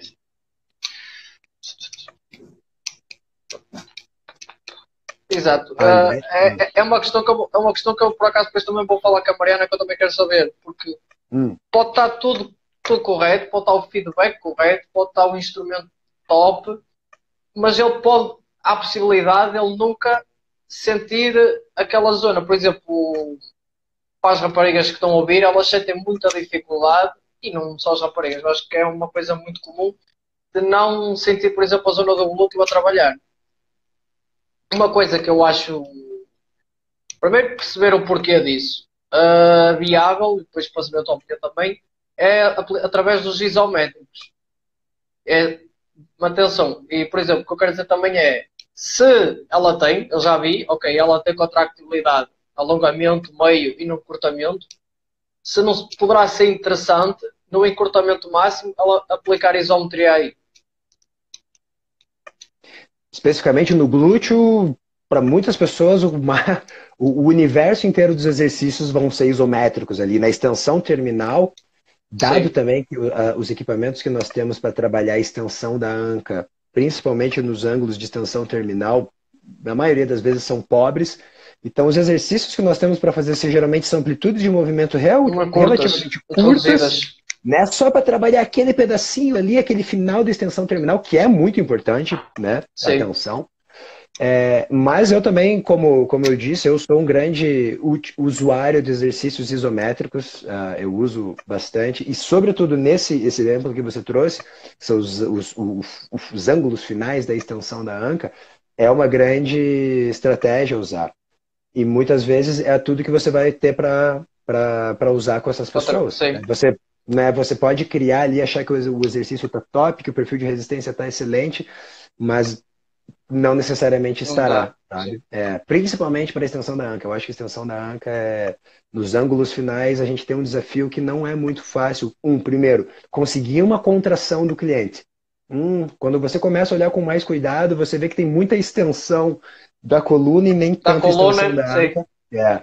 E aí está a sua capacidade de ter olhos treinados para conseguir dizer, isso aqui é anca, isso aqui, ou melhor, isso aqui é coluna, isso aqui não é anca, não. Coluna não é E aí anca. você volta para os básicos, você volta para aquele. Sobretudo, para o glúteo. Se você quer que exista uma glúteo contrair naquela final de extensão da anca, eu acho uma das melhores opções Feedback é que mesmo é o davas? resistência manual. Eu Por gosto, exemplo, sobretudo, de nesse caso usar específico. Feedback é que da davas nesse extensão da caso anca. específico. Sim, Eu gosto de colocar a pessoa numa posição um pouco longe daquele zero. Eu sim, tento dar um toque naquela região, principalmente lateral do glúteo, não apertar tão embaixo ali, próximo de onde seria sensível para as pessoas. E tentar solicitar que contraia para empurrar minha mão. Contrai esse glúteo e empurre minha mão para baixo. Aperta esse glúteo, espreme o glúteo e empurre minha mão para baixo. Esse é um dos feedbacks que eu gosto. Embora eu disse anteriormente que solicitar uma contração é relativamente avançado, mas quando eu sim, faço esse breakdown, quando eu pego esse pedaço finalzinho da extensão da anca, eu acho que, como o objetivo é realmente conseguir uma contração, sim. eu tento investir nessa verbalização do contrai e empurre minha mão, contrai e empurre minha mão, aperta o glúteo, espreme o glúteo. Geralmente Qua- funciona, nem sempre. Exato, nunca, pá, nunca regra, nunca vamos. É sempre muito variável de pessoa para pessoa. Quais é que tu achas que Sim. são os exercícios que requerem mais feedback? Claro que isto é todo geral, que há pessoas que um bíceps curl para elas é muito difíceis, mas por norma, lá está, vou entrar por norma, quais é que achas que são aqueles exercícios que pá, para ensinar isto é muito difícil? Tradicionalmente, por experiência, ao longo do que eu trabalhei, eu acho que os Sim, exercícios de coluna são complicadinhos, assim. exato. Porque, tem aí, né, 4 ou mais movimentos aí que você tem para explorar, que a maioria das pessoas não exploram muito ao longo da vida. É muito fácil você confundir, por exemplo, numa rotação, só para dar o exemplo da rotação, o que é a rotação da coluna com uma rotação, uma Uma retração e uma protração, protração da protração, omoplata, sim. o que é algo acontecendo mais na pelve, o que é uma adução e uma abdução da anca. Então, para nós observarmos já é difícil. Para nós conseguirmos ter aquela visão, para conseguir precisamente saber o que está acontecendo, já não é fácil. Para o aluno, então, conseguir prestar atenção no que ele tem que fazer é ainda mais difícil. Cabe a nós sermos muito precisos na nossa verbalização para explicar o que nós queremos. E coluna é um universo dificílimo, assim. Acho que até por isso a musculação, o treinamento de força foi muito negligente, e continua sendo ainda, no treinamento das coisas da coluna, por assim dizer, as Sim, rotações, as sim, sim. flexões laterais, trabalha só flexão, às vezes extensão, agora as flexões laterais, as rotações são muito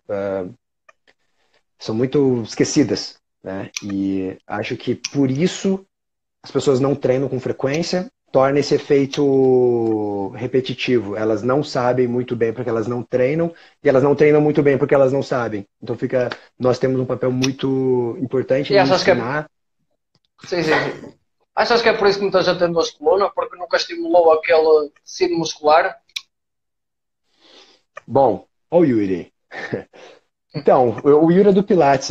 Eu acho que dor na coluna tem tantas Sim, causas pode ser muita que, coisa, que, pode ser muita que coisa. originam isso, mas penso que baixo estímulo, baixo Estímulo, sim. movimento, e movimento com resistência, né? Não é só o movimento. Nós sabemos que Claro. não é só o movimento que otimiza a função muscular e o controle articular. Então, a aplicação de um movimento qualificado com uma resistência qualificada não é fácil de você conseguir isso em cenários que nós temos disponíveis nos ginásios. Então, talvez essa seja uma justificativa, sim, sabe? Talvez as coisas da vida moderna, né, aí a gente vai entrar naquela Sim, questão da postura, o que é controverso também, mas claro. penso que se a máxima do que nós não usamos, nós perdemos, e nós não usamos Sim. os diferentes potenciais da coluna, nós perdemos a função. E tem ali um grande potencial de ocorrer processos que podem ocasionar dor. Eu aposto sempre que tentar dar movimento é algo que nós temos que fazer, porque faz parte do potencial, dentro das individualidades dessa pessoa, dentro Claro. daquilo que é o escopo da função articular, a gente tem que tentar trabalhar. Claro que a considerar Mas, as assimetrias e espera tudo aí, mais. repete só para aí esses últimos 10 segundos que a tua imagem cravou. E agora, voltou? Últimos. Voltou, já está a dar, está a dar. Só os Ok. últimos 10 segundos. Eu acho que eu só falei dessa necessidade que nós temos, afinal, de trabalhar esses elementos da coluna. Eu não vou dizer que eu presto muita atenção no que eu falo também. É simplesmente tipo, sai da minha cabeça e eu vou falando. Sei, Mas sei, sei. basicamente é isso. Uma coisa importante que eu também acho é gerir o tom de voz ao longo da série. Como é que tu geres isso? Um tom de voz mais calmo? Já é treinado aqui, já não estamos na parte iniciante, já é um indivíduo treinado. Um erro comum, que eu acho que é um erro, é logo desde a primeira série, dá tudo. Logo desde a primeira série ali, para dar tudo logo no máximo. Como é que tu geres o teu tom de voz ao longo da série? Aumentas, começas a falar mais alto e o tom muda um bocado quando ele se aproxima de estar a falhar. Só mesmo, como é que tu geres isso? Eu acho que isso é uma coisa que também é difícil de gerir. Eu acho Aplicar difícil de digerir porque tem a tua individualidade enquanto treinador e a e a do aluno, individualidade do claro, cliente. Exato. Tem gente que não gosta de né, falar. Sim, tem gente que não então, gosta de tom de voz alta, tem gente que não gosta de barulho. Então, para essas pessoas, por exemplo, que não gostam de voz alta, ouvir barulhos altos, eu não vou alterar muito o meu tom de voz. Talvez eu altere um pouco sim, o sim. pace, o volume de informação que eu vou falar ao longo da série, mas não necessariamente eu vou aumentar o meu tom de voz. Eu particularmente, não sou muito cheerleader, eu não sou muito de. Embora algumas vezes, dando formação, eu exagere um pouco, né, mais pelo efeito Claro. dramático, de, né, partilhar isso com os alunos, mas na minha prática do dia a dia como personal trainer, eu mudo um pouco do meu tom de voz, mas eu não sou muito enfático, eu não falo muito alto. Até porque os espaços em que eu dou, não penso que seja muito compatível, são espaços menores, mas Mais às vezes, reservados. dependendo do ginásio que você trabalhar, se está dando uma aula ali de body pump no estúdio do lado e você não consegue Claro. se fazer ouvir, mas você vai ter que falar alto, não há hipótese. Mas eu acho, É o Bruno, contexto, que no contexto é que estás. é, mas o Tom Purvis, uma vez nas formações, ele falou isso: você tem que viver a série com o aluno. É importante, você tem que viver a série com o aluno. Sim, E isso envolve a tua individualidade, a individualidade do aluno e a individualidade da série. Né? Se é aquela série que a pessoa tá ali e no finalzinho ela tá dando tudo mesmo, né? Você tem que crescer com ele, você tem que fazer com que a tua energia, de alguma maneira, ajude a pessoa a manter a cabeça dela dentro da série e conseguir chegar naquele ponto que é o que você quer. Seja uma falha muscular ou uma grande última repetição, mas você precisa, desse contínuo de comunicação, ponderar muito bem quando e por que mudar o seu tom de voz. Mas eu acho que, sobretudo, é a individualidade do profissional e do cliente que vai determinar o quanto e quando isso. como é que tu comunicas com o cliente que isto acontece muito, porque toda a gente fala de exercício? Como é que tu comunicas É, com o cliente que venha pensar que sabe mais que tu? Já te aconteceu? olha, eu já tive clientes que me perguntavam as coisas. Acho que eu nunca tive um cliente que achava que sabia mais do que eu. Será? Não, eu acho que eu nunca tive a situação de ter descrédito diante do cliente, dele achar que sabia mais do que eu. Mas eu tive e tenho clientes muito questionadores, eles querem saber o porquê. Durante o Isso é bom. processo, né, de entrega, eles, tá, mas e por que isso? E eu gosto disso Sim, mesmo. Dentro dessa claro. situação, eu acho que o mais fácil, e até um exercício que eu gosto muito, que é explicar da maneira mais simples do possível os seus porquês e, sabe, tentar fazer uma mini aula para o teu cliente do porquê ele está fazendo ali, o que está em jogo, afinal de contas, responder objetivamente, claramente o que ele quer saber. Eu acho que é uma ferramenta para nós muito boa, porque testa o nosso conhecimento. quando o cliente ele vem e pergunta o porquê. Se você não está muito bem articulado e realmente não sabe o teu porquê, você é evidenciado. Ele te coloca ali no spot e aí o Sim. cara começa a gaguejar, começa a jogar uns. Não, o core, o funcional, blá blá blá. Não, Soundbites. não é? Soundbites, Yeah, começa a jogar soundbites. Mas eu particularmente gosto quando o cliente pergunta, assim, porque me faz claro. assim, o reality check, assim, será que eu realmente estou por dentro do que eu estou falando? Eu estou presente ou eu estou simplesmente no meu piloto automático? Gosto desses clientes, para falar bem a verdade. Sim. Lembrando outra coisa do treino, por exemplo, na extensão da coluna, que eu lembro, esta aqui eu nunca me vou esquecer, que é quando alguém estava a estender a coluna, tu deste o feedback, já sabes o que é que eu estou a dizer. Já sabes o que é que eu estou a Sei, dizer. foi Que um momento traz, poético meu durante a sala. exato, traz o teu coração em direção à minha voz. Ah, tens alguns feedbacks ou palavras-chave que resultem quase sempre com a maioria dos teus alunos que tu Sim. vês. Esta palavra, este feedback, pá, quase nunca É. falha. Não, eu acho que um dos que nunca falham e é usado em muitos exercícios é o peito alto. Peito alto é quase que Sim, aquilo que as pessoas falam postura, né? Se eu quero é. pensar em que a coluna precisa ficar parada nesse exercício, é a parte que precisa ficar parada. Eu acho que peito alto é um dos que sempre funcionam, né? Um dos feedbacks que geralmente funcionam muito bem para a retração das omoplatas é quando você coloca essa As mãos, parte das sim, mãos ali no centro das omoplatas e pede para a pessoa a espremer. Esse juntar. é difícil não funcionar, esse realmente é um dos que mais funciona na parte da retração da escápula. Essa é uma boa pergunta. Tem alguns que geralmente funcionam, assim, com quase todo mundo. Esses dois acho que são principalmente os que funcionam para esses dois exercícios. Não me vem um que funciona sempre assim, não, Bruno, mas eu acho que ao longo você vai criando meio que esse teu aquela tua lista de coisas a falar nesses Sim, sim, exercícios, sim, assim, sim, é sim, sim. basicamente o que nós exploramos no training, né? As boas Claro. frases que você fala ao longo do exercício. Mas os que eu sei que sempre funcionam são esses, assim, pum, peito alto funciona demais. Esse aqui espreme a minha mão, colocar essa As mãos. superfície no mais ou menos ali no centro da coluna para fazer com que aquelas omoplatas retraiam durante a remada, eu acho que funciona bem.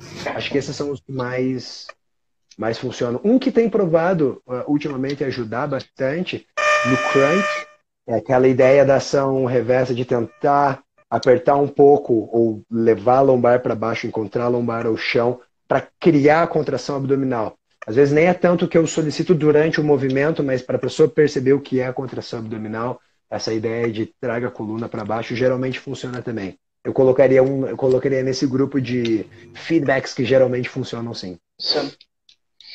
Ok, pessoal, podem começar a fazer perguntas. Se tiverem, estão ao dispor. Eu já tenho aqui algumas que fizeram anteriormente. Alguém perguntou-me qual é que algumas dicas para quem está a pensar em seguir esta área de personal trainer. Que dicas é que tu terias para essa pessoa? Pô, essa pergunta é muito boa. Você tem que gostar de exercício. Se você não gosta de treinar, sobretudo, nessa área não é para você. Você pode até se dar bem não gostando de treinar, e muitas pessoas são Sim, sim, sim. bem-sucedidas e são raros frequentadores do ginásio. Mas eu acho que para você ser bem-sucedido internamente, eu digo, você se satisfazer profissionalmente, esse é o ponto fundamental inicial, é você gostar de treinar. Porque também, parafraseando o RTS, é muito difícil você fazer o exercício ser especial para alguém se ele não é especial para você. Então, se você vai começar nessa carreira, goste de exercício. Ou aprenda a gostar. Talvez não é algo que você consiga gostar de primeira, não veja sentido. Então, para isso, treine com alguém que entenda de treino. Procure alguém que entenda de treino. Faça um treino, pague essa pessoa para você receber treino dela. Você vai aprender demais pagando para treinar com alguém. Tenha um personal trainer, invista. Se você quer ser um bom profissional, você vai ter que investir, vai ter que gastar dinheiro. E tenha essa imagem, essa visão dos profissionais que você quer se parecer com, né? Crie um filtro daquilo que você considera ser um bom profissional e tente aprender com essas pessoas. Faça pergunta para essas pessoas. Tenta criar uma relação mais próxima. Geralmente, Alguém que entende bastante de exercício tem uma certa paixão de falar com o exercício e não vai ter muito problema em partilhar ideias com você. Mas eu acho que esse é o ponto inicial. Goste de exercício e quando você está trabalhando com pessoas, entenda que, sobretudo, não tem nada a ver com você mais. Você é Exato. só você é um facilitador. O seu ego tem que ficar dentro da sua. Como é que é? Da sua mochila? Como é que a gente fala mochila em Portugal? É mochila. A Ai, mochila, não. ok. Ai, como é que é? Pasta? É isso? Pasta, enfim, deixa o teu ego na tua pasta, porque quando você está com o cliente, você tem que entender que é tudo sobre ele, é uma entrega, é uma preocupação contínua de fazer algo por alguém. E acho que esses são os dois principais sentimentos que você tem que ter para querer entrar nessa profissão. Se você né, cumpre esses requisitos, aí entra a questão de ter humildade para estar sempre querendo aprender e continuar a estudar e questionar o que você está fazendo todo dia, porque é uma área muito apaixonante, mas é um conhecimento, é uma área de conhecimento sem fim. A mestria em ser um profissional do exercício é um processo de vida toda, assim. E é por isso que eu gosto do que nós fazemos. É realmente algo muito apaixonante, assim. Sim, sim. Alguém perguntou como é que. Por exemplo, isto deve ser alguém que não é profissional da área, que fez esta Hum. pergunta. Como é que o aluno poderá identificar se aquele é um bom profissional ou é um mau profissional? Quais são tipo Eu e o Pedro falámos um pouco disso. Por Aham. exemplo, a pessoa tem muito soundbites, usar um vocabulário muito elaborado e tudo mais. Mas Uhum. o que é que tu dirias a esta pessoa? Como identificar, O saber? guia, o guia de detecção de treta do Exato, PDCC. exatamente.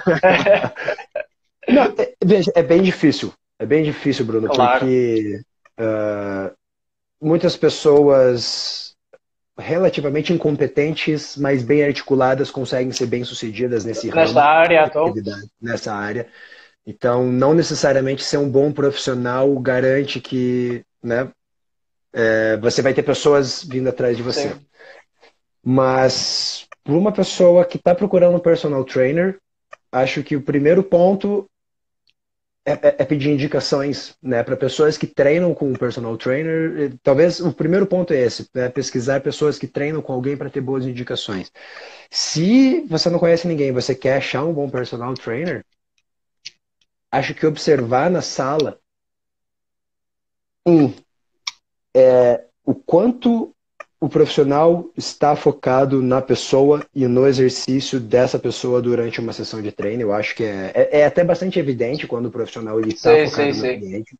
Então, se a pessoa tem a preocupação em atender o cliente durante a série inteira, durante a sessão inteira, eu acho que isso já qualifica ele minimamente como um profissional, um candidato a ser o seu personal trainer. Então, esse é o primeiro ponto, né? Conseguir observar se essa pessoa, se esse profissional, ele dá atenção. Dois, é ver se a linguagem, a verbalização é eficiente. Se aquilo que ele fala é. Se você, aquilo que você ouve que essa pessoa fala, parece que faz sentido para você. Tente executar algumas coisas. E depois converse com essa pessoa. Exato. Solicite um treino experimental. Experimental. E no fim do dia, o que importa não é a eloquência do profissional, mas o que ele faz o cliente sentir. Então, se a Claro. experiência, né, não sei se eu estou falando agora para você que fez essa pergunta, mas se no final do dia a experiência que esse personal trainer criou em você foi satisfatória, não só no treino, mas no dia seguinte, né, pode ser que você treinou e gostou, mas no dia seguinte está morto, quebrado e não é isso que você quer. Então, eu acho que isso são pontos que você pode levar em consideração.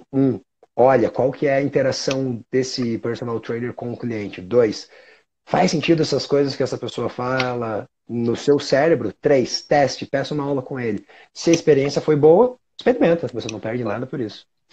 Exato. Pessoal, podem continuar a fazer perguntas. Se possível, metam aqui na caixinha de perguntas para eu ver. Esta pergunta é minha. Agora temos esta situação do Covid-19. O fitness no Brasil parece que já está bem assente. Vocês até já são considerados, aí no Brasil já são considerados agentes de saúde, já estão nessa categoria, estou Uhum. certo? Cá ainda estamos longe disso. O que é que tu achas que isto vai afetar no mundo do fitness em Portugal? Esta epidemia? Vai retroceder muitos anos o fitness em Portugal? Boa pergunta, Bruno. Eu não sei. De uma maneira otimista, acho que nunca vi tantas pessoas engajadas em fazer com a ideia de assim, mantenha-se ativo agora nessa quarentena, né? Muitas pessoas estão sendo influenciadas pela mídia social de que já que você está em casa sem fazer nada, movimente-se, né? E tem N pessoas aí dando treinos e aulas online, se aventurando nesse universo da prescrição do exercício online. Então, dentro desse aspecto muito particular, eu acho que isso pode ser positivo. Várias pessoas que estão ali, querendo ou não, no Facebook ou no Instagram o dia inteiro, eles estão passando na timeline deles, no feed deles, por faça exercício, movimente-se. Então, talvez muitas pessoas que nunca sequer cogitaram praticar exercício estão cogitando agora, e talvez depois da quarentena elas, né, e numa mística reflexão após esse período de dificuldade, elas vão pensar, talvez eu deva pensar um pouco mais em mim, talvez eu deva investir em atividade física. Eu tenho tentado pensar um pouco mais por esse viés, assim, de manter o otimismo. Estás otimista? Mais otimista. Porque quem treinava e via sentido no treino vai sentir mais do que nunca a ausência de treinos de verdade. Né? A pessoa que treina com você e não está praticando exercício, ela vai falar, pô, como faz falta treinar com o Bruno, como faz falta treinar com o Rubens, como faz falta treinar com o meu personal trainer. Sim. Para nós vai ser... Né? Agora, economicamente... Eu não estou tão preocupado com quem tem personal trainer, porque normalmente quem tem personal trainer já vai a correr bem, vai continuar com algum poderio financeiro para continuar a ter personal trainer. Sim. Se calhar quem comprava uma sessão por semana ou 2 de meia hora, se calhar isso vai deixar de acontecer dependendo do trabalho dela. Claro, ela também podia não querer treinar mais tempo. Mas agora, o aluno normal, eu acho que devido à crise económica que eu acho que se vai instalar, e já estamos a mudar um bocado de assunto, eu acho que isto vai tirar muita gente do ginásio, que seja pela questão de higiene, porque o ginásio é um sítio muito propício para haver contaminação. E até isto passar, até poeira assentar mesmo a sério, que eu acho que não vai ser em 3 meses, nem 6, talvez para o ano, muita gente vai ser de ginásio. Agora, depois tem outro problema. Os ginásios, que é outra coisa que eu quero fazer, os ginásios e a mídia, influencers e, infelizmente, profissionais do exercício físico estão a dar, muito bem, acho bem darem conselhos, mas estão a mostrar que as pessoas não precisas de ir ao ginásio, tu podes treinar em casa. Fazes este treino, tu treinas e a pessoa vai pensar, eu acho que pode acontecer muito isto, eu acho que isto vai acontecer muito mesmo. A pessoa vai pensar, porque é que na quarentena eu treinava tão bem em casa, porque é que eu vou para o ginásio? Eu não sou tão otimista como tu, eu sou mais ao contrário, sou pessimista. Eu acho que isto vai acontecer muito, também muito por culpa nossa. Nós estamos a dizer que tu podes fazer este exercício é para qualquer um. Eu fiz um post sobre isso, quem quiser pode ir ver e ler, se tiver paciência para isso, se não tiver tudo bem. Tu podes fazer este exercício, qualquer um pode fazer este exercício, depois é tudo aleatório, circuitos metabólicos, seja lá o que essa porcaria for. Eu acho que a pessoa vai sentir, vamos estar numa crise económica, muita gente vai perder o trabalho, muita gente vai perder o emprego, as pessoas não têm noção ainda, mas muita gente vai perder o dinheiro, muita gente vai poder perder compra, e a ida ao ginásio é uma coisa que dá para as compras da semana, ou dá para encher. Eu acho que a gente vai perder muita gente do ginásio. E vamos passar... É uma possibilidade, eu acho que é uma possibilidade mesmo, Bruno, mas, bom, aí tem 2 pontos. O que vai ser, será. Se as pessoas não vão ter mais dinheiro, assim, se elas não tiverem mais dinheiro para investir no ginásio, pronto, acabou por aqui a conversa. Mas eu acho que na medida em que a tendência é da vida voltar ao normal, que os ginásios voltarem às atividades normais, é também parte dos profissionais voltarem com essa mesma campanha de que, ok, agora é hora de voltar para o ginásio, agora valorize a tua saúde, invista na tua saúde. Eu penso que a comunicação ela vai ela terá um papel importante na educação, na formação, de dizer, olha, estivemos aqui agora num momento difícil, é hora de valorizar a saúde, o lugar de praticar atividade física, embora em casa seja bom, você gostou, mas o melhor lugar com os profissionais qualificados, com maior condição, é o ginásio. Eu acho que vai ter que ter uma organização das partes, dos profissionais, dos próprios ginásios, em tentar criar marketing, propaganda, para que Claro. a ideia, a campanha esteja clara na cabeça das pessoas de valorize a vida, vá ao ginásio. Ó, pode ser até o slogan aí, ó, anotem aí, valorize a vida, vá ao ginásio. Então, mas Mas, mas é eu verdade, acho que Bruno. exato, isso era a mensagem que devemos passar. Eu acho que não vai ser essa a mensagem que passar, porque eu tenho visto muito é um crescendo, por um lado, acho positivo do personal trainer online, e eu acho que isso era para chegar daqui a uns anos cá a Portugal e vai chegar agora em força a Portugal. Acho que muito treino personalizado, o personal trainer, pô, pessoal, eu espero bem estar enganado. Eu não quero estar certo, eu prefiro estar enganado. Atenção, não me caiam em cima, eu espero bem que eu prefiro estar frente a frente com uma pessoa e eu não sou muito apologista do treino online. Nesta situação, pá, é uma situação fora do comum, compreendo, mas acho que isto vai entrar forte nessa área agora É. do online. Mas também tem a regulação automática, automática não, mas a regulação do próprio mercado, né? As coisas valem o que elas valem. Né? Vai depender de muita coisa, obviamente. Porque assim, treinar em casa é um universo extremamente limitado. É um universo Exatamente. que, para quem entende do exercício, sabe que só coisas de peso corporal no tapete de casa é extremamente complicado você ter Nós entendemos. algo que realmente seja bom. Mas eis a questão. A maioria dos profissionais entende isso. O problema é esse. É que nós estamos. Nós estamos a vender que isto chega, que estes exercícios são bons. Não estou a dizer que somos todos nós. Não estou a dizer que somos todos nós, e ainda bem que não somos todos nós, mas o que eu estou a ver é que nós estamos a passar essa mensagem que treinar em casa chega. Não é preciso ir ao ginásio. E nós estamos a dizer, treinar em casa é suficiente, o peso do corpo está bem para treinar. E eu espero bem, e depois daqui a uns meses eu estou à espera para ver qual vai ser o discurso dessas pessoas.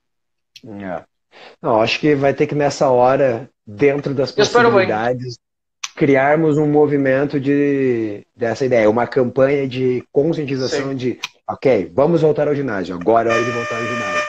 Acho que vai depender um pouco de nós, profissionais, das instituições, das escolas de formação, dos ginásios, e começar a causar essa pequena tsunami que vai ganhar força de volta pro ginásio, volta pro ginásio, volta pro ginásio. E sempre vão ter os profissionais que vão criar o nicho deles ali, né? Enfim, o mercado do fitness é uma selvageria, cada um por si e Deus por todos. Vai ser pior. Vai ser pior. Vai ter menos clientes. Eu não sei, eu tento manter a visão otimista, eu acho que vai dar tudo certo. Eu espero que tu esteja certo. Eu espero que eu esteja certo também. Tenho aqui uma pergunta da Filipa, que é como podemos desmistificar crenças que algumas pessoas têm em relação ao exercício? Por exemplo, acho que a maior crença é o alongamento ao fim ou o alongamento antes. Esse tipo de crenças. Como é que tu comunicas, que até cabe neste tema, tu comunicas isso com a pessoa? Esses mitos. Tentas enganar entre aspas, por exemplo, no alongamento passivo, nós conseguimos manipular isso através de ok, ela suba você a perna e fica nessa posição. Ok, ela pensa que está se senta a alongar e está a trabalhar, por exemplo, os flexões da coxa. E nós, top força, ela sente o que quer e nós sabemos que ela está a trabalhar o que precisa. Mas como é que tu abordas? Porque há muitos mitos e crenças nesta área, tal como em todas, mas nesta há muitos mitos ainda enraizados.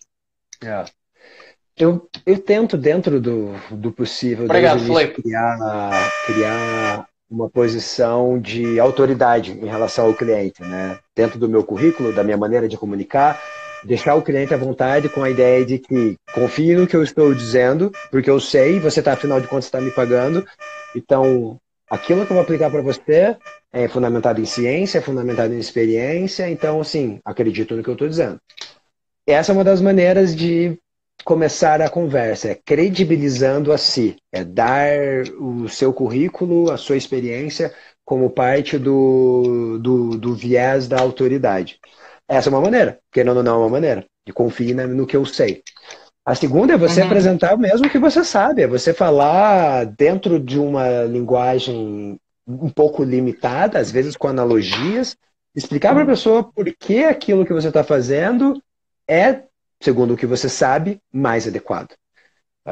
Tentar explicar para a pessoa na linguagem dele, dentro do que ele consegue entender, o porquê do seu viés, do seu ponto de vista. Se isso não funcionar, você tem essa outra opção que você falou, que é tentar criar uma versão semelhante, que aparenta ser aquilo que ele acha que é, mas na verdade não é. É força. O que você está fazendo é mais um treino de estimulação dos músculos agonistas do que alongando os antagonistas. Ou Óbvio, tem que então ser. é você dizer assim, olha, desculpa, eu não trabalho dessa forma. Se você quiser trabalhar conforme aquilo que eu tenho de prática, será um prazer. Se não, Claro. fique à vontade em seguir o seu caminho. Eu acho que nós temos que ter tranquilidade assim com os clientes em let it go, sabe? Deixar eles irem, porque algumas vezes você não vai conseguir mudar o que a pessoa sempre gostou de fazer, o que ela Não, gosta de mudar fazer, o que ela... crenças É não. difícil. Como é que ela faz frase em inglês? Old habits die hard. Eu Então, sei. e nem sempre a lógica é o elemento que vai fazer um hábito mudar. Mas eu aposto nessa sequência. Um, é minha credibilidade falar. Dois, é eu te explicar. Três, é, em última instância, criar algo semelhante, mas que ainda se encaixe dentro do meu sistema de atuação e crença. Quarto, vá à vida. Filipe, espero Se que tenha você tiver respondido a tua pergunta. disponibilidade financeira para isso, né? Se você tiver disponibilidade financeira para Sim, isso. sim, sim, que isso Senão, também é uma coisa talvez importante. exista uma quinta opção. Talvez exista uma quinta opção, mas daí eu já não tenho habilidade de te dizer nada a respeito disso. Exato. Aqui nós já falámos um bocado disso, mas podemos agora falar que acho que a Cátia não ouviu. E quando nós acabamos o curso ainda não temos experiência ainda. Cátia, especifica só um bocadinho melhor a pergunta, formulação melhor a pergunta. Eu acho que estou a perceber o que queres dizer. Eu acho que é só através da prática. Treinar com amigos pode ser útil, por exemplo, na parte da É, comunicação. não tem jeito. Você, ao final do seu período de formação, seja ele da universidade, seja ele do TEF, você não tem capacidade de bater no peito e dizer eu sei. Qualquer pessoa humilde vai ter a coerência em saber que precisa saber muito mais para ter segurança para trabalhar. Só que eu acho que é importante você começar com os trabalhos de sala de musculação, de gym service. Aí em Portugal tem vários nomes de acordo com o ginásio. Mas Professor de você tem sala. que se responsabilizar de uma maneira menos A responsabilidade incisiva, menor, uma sim, sim. responsabilidade menor com a saúde dessa pessoa. E esse trabalho de gym service acaba sendo a porta de entrada para esse universo em que você vai começar a lidar com mais pessoas. Porque você precisa de volume, né? Você precisa lidar com diferentes pessoas, com diferentes problemas, com Muito. diferentes perfis psicológicos, diferentes seres clientes, que vai te dar, ao longo de 5, 6, 7 a tua vida, essa sensação de, ok, eu tenho um pouco mais de prática agora, eu tenho um pouco mais de segurança agora, porque eu já trabalhei com tantas pessoas, você vai errar. Eu não estou dizendo que o erro é algo que não está no currículo do profissional. Eu olhando tantas coisas que eu já fiz na minha vida, lógico que você olha para o passado e você fala, putz, Ainda mandei vais olhar mal, e vais dizer outra vez isso. e E eu vai também. continuar. E no dia a Espero bem que dia, sim. atenção, né? Claro. Eu continuo ainda no dia a dia, não sendo. A gente tenta fazer o melhor possível baseado no que nós sabemos, mas essa evolução profissional é um grande contínuo. Eu trabalho desde 2007 em ginásio, na verdade, desde Oi? Aconteceu alguma coisa. Foi abaixo. Já lhe mandei o convite, pessoal. Pessoal, façam as perguntas. Vamos falar para aí mais 15 minutos, mais ou menos. Façam perguntas à vontade para isto ser mais interativo, ok? Eu acho que o telemóvel do Rubens é bem provável ter ficado sem bateria. Mas façam as vossas perguntas até ele regressar. Mas é mais provável é ter mesmo dito ficado sem bateria. Já estamos quase há 2 horas a falar.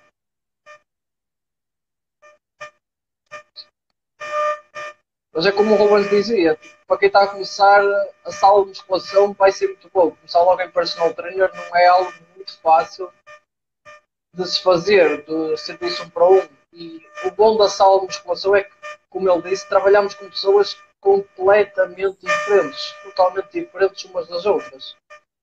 E aprendemos a lidar com diferentes feitios que depois no cliente 1 para 1, isto vai estar aqui, pá, e como é que eu reagi com aquela pessoa naquela situação específica. Vou mandar aqui mensagem, só um bocadinho.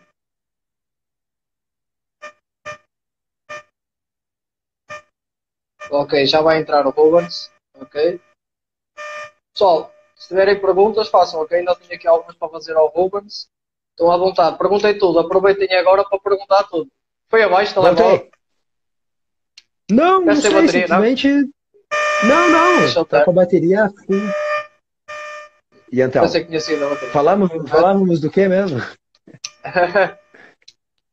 É, Pedro, é feito, é. Deixa lá que o teu quando foste ao Irão também estava muito lindo. Alguém aqui perguntou onde é que tu... Basicamente, onde é que são as tuas fontes de conhecimento? Basicamente, as tuas fontes de estudo. Diz? Não percebi. Fontes de conhecimento, fontes de estudo, onde é que tu procuras para saber mais? Só ver se encontra a pergunta. Bom, eu tenho da época que eu fiz o RTS Master. Como Rubens, você busca cada vez mais conhecimento. Aonde busca? Bom, eu sempre revisito o material do RTS, né, do que eu fiz do RTS Master. Eu tenho o material impresso, eu tenho todos os vídeos de quando eu fiz a formação, e eu recentemente comprei os novos cursos do RTS lá dos Estados Unidos. Eu atualmente agora estou no mestrado e tem sido interessante voltar para a academia para estar novamente em contato com a linguagem científica, né? Com o que a ciência tem falado, aprender a comunicar a ciência, a interpretar a ciência, para dentro daquilo que eu sei, das individualidades que eu aprendi com essa grande escola que é o RTS, agora tentar ver um pouco mais essa visão macroscópica, que é o que a ciência consegue falar para a gente, né? Essas grandes generalizações, essas questões mais macro, sim, e tentar, né, ver o que essa parte de cima consegue me ajudar a pensar nas coisas de baixo, né? Quando a gente entra no buraco do coelho, essa luz que vem da ciência muitas vezes ajuda. Então, é basicamente aí onde eu busco é onde eu visito, né? Lógico que muitas vezes eu revisito a fisiologia articular e o Capanja, eu acho que é o... Sempre que eu tenho qualquer dúvida, eu volto para o Capanja, sem dúvida. Eu tenho as versões antigas, eu não tenho as novas, que parece que as novas versões estão com os desenhos muito melhores, mas as versões antigas são ainda muito boas, então sempre que eu tenho qualquer dúvida... O Pedro tem, acho eu. Ó Pedro, como é que está a nova versão? Está boa? Acho que o Pedro tem. Mas é basicamente isso, assim, eu não vou dizer que eu sou um estudante de inúmeros mestres, eu tento melhorar cada vez mais na minha compreensão da mecânica do exercício, e o RTS eu acho que é uma das minhas grandes referências.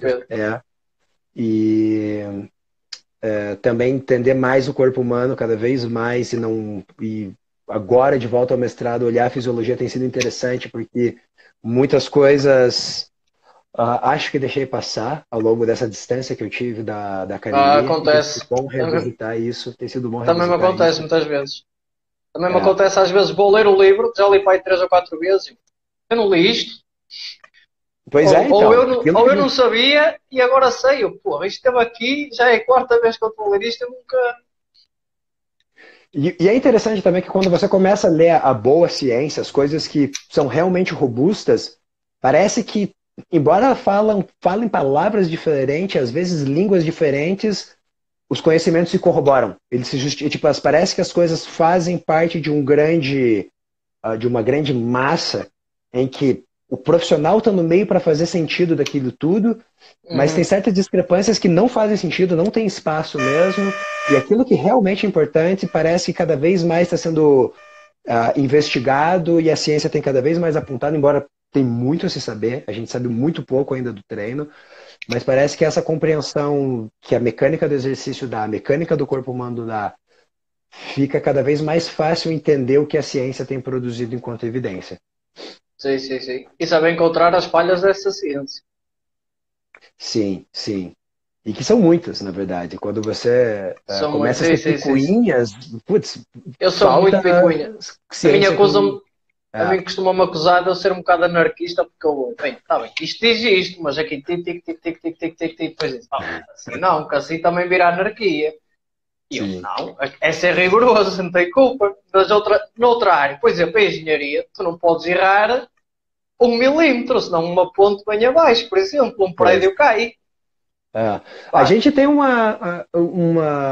forgive, um give maior dentro do nosso objeto de trabalho, o que é bom. Mas, ao mesmo tempo, nós temos que cada vez mais nos aproximar dessa visão do engenheiro, de cercar o risco mais rigor, por todos os claro. lados. Mais rigor. Claro. Mas é isso. Temos aqui uma pergunta de Espanha e tudo. Opa! Qual é a opinião do super slow? De 10 segundos para cima, 10 segundos para baixo. 10 concêntrica, 10 excêntrica.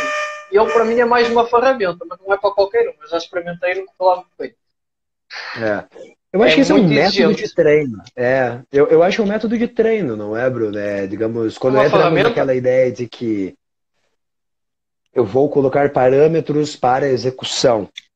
Esse é um dos. Exato.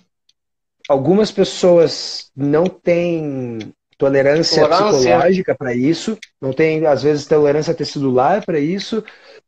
Tem evidências que apontam que, né, é um método seguro, é um método que produz resultados em força e produz resultados em massa muscular.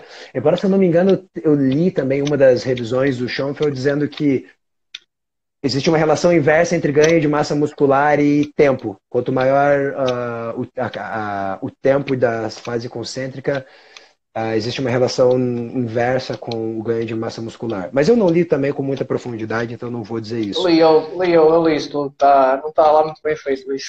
Não, pois então eu também não vou usar como parte da minha referência bibliográfica aqui. Mas como eu vou na tua mesma direção, dizer que assim, é um método, eu acho que é uma maneira de utilizar equipamentos, usar o treino, utilizar durante os exercícios, faz muito mais sentido quando você tem uma máquina muito boa, quando você tem um bom perfil de resistência. Fazer isso com um halter, putz, é relativamente chato, quem já fez sabe que é chato. Numa máquina fica tipo... Até você consegue ter no final do movimento uma percepção do squeeze muito mais sensata. E ajuda também como uma ferramenta didática. Aí eu já não diria 10-10, talvez, sei lá, 6-6-5-5, para a pessoa ter o controle, sobretudo nas transições das mudanças de direção é o mais perigoso. Nas travagens. Mas também tem aqui um detalhe, né? 10-10, às vezes é assim. 1, 2, 3, sim. 4, Não. É desde o início. Exato. Mas se você for ver os praticantes do método, na grande maioria das vezes, eles não mantêm a cadência igual, ou melhor, a mesma velocidade ao longo da mesma amplitude de movimento, com uma aceleração, sem aceleração, sem variação da aceleração. Então, resumindo, bottom line, eu acho que é um método. Não é assim que se deve treinar. É uma ferramenta que pode ser usada. É uma ferramenta. Gosto também de começar com velocidades menores. Eu acho que é uma das melhores estratégias para você ensinar controle, ensinar contração, ensinar a pessoa a aprender o que tem que ficar parado, como mover aquilo que tem que mover. Sim. Altas velocidades é algo mais para frente, sob condições muito específicas. Xavi, tens de ter em consideração que vai ser muito difícil o super slow para muita gente, porque é um desconforto muscular localizado enorme. E muita gente não vai ser a falha muscular momentânea, mas vai ser aqui, que a pessoa quer que aquilo pare de doer. E por isso acho que é um dos problemas das investigações com o Super Slow, é que eles não chegam à falha nem perto. É que eles estão com tanto desconforto que eu acho que por má medição Ah, da carga, que eles querem, por exemplo, com 8 em 8 repetições, consegues atingir uma falha com algum desconforto, mas não muito. E eles querem que faças muitas vezes 8 repetições com 10. Não é boa sorte, não é nada fácil. Agora, eu acho que se eles. Lá está. A metodologia dos estudos está a ser bem feita, estão a fazer minhas perguntas. Será que se eu fizesse 2, 3 repetições só e comparasse com 8 do outro, será que não seria ah, igual? ah. É muita coisa. Mas o que eu acho é um método que pode ser usado. Se a pessoa fazer assim, maravilha. É. E E acho que também sempre quando a gente faz essas perguntas, né, e esse método, acho que também é pertinente, assim, comparado a quê? Né? O que nós sim, estamos comparando? Ele é um método? É um método, mas comparado ao quê? Sobre qual objetivo? E por último, sim, ou melhor, por primeiro, para qual cliente, né? Eu acho que essas são as claro. perguntas que tem que Por exemplo, estar também junto dessa nossa pergunta do e é aquele método, e essa exato. técnica, e esse exercício, ok? Comparado com o quê? Para quem? Quando? Acho que tem sempre mais perguntas a serem elaboradas junto. Alguém que ler pouco mudanças de direção, quem estuda a mecânica do exercício sabe que isso é uma das coisas que mais afeta as forças articulares, não o exercício em si. Super slow tem essa vantagem, é que poderá diminuir as forças articulares. Mas sabe, é uma ferramenta, podes usar, nem toda a gente vai gostar e tem de ser com o equipamento certo. Que há muita, É, por exemplo, as polias de ginásio, muitas têm muita fricção, podes fazer um super slow só para acontecer isto. Vai estar sempre aos soluços, é mais um método, pode ser usado. Desde que sabes porquê e para quem, tranquilo. Roland, se tiveres ainda paciência, ainda temos aqui mais uma pergunta, mas isto está quase a ir abaixo outra vez. vamos lá, passa lá. Vamos lá então, vamos lá. Vamos Espera aí, aí só um para a bocado. finaleira. Vou reiniciar e já voltamos, pessoal. Até já. Já estou a conectar. Já está, Robert. Deixar só voltar o pessoal um bocado a entrar. Tá. A Filipa fez uma boa pergunta. Não era a Filipa, sobre isso. Dos profissionais com mais experiência, acho eu. Ok. Só um bocadinho. Deixar só toda a gente vir. Mais ou menos. Para...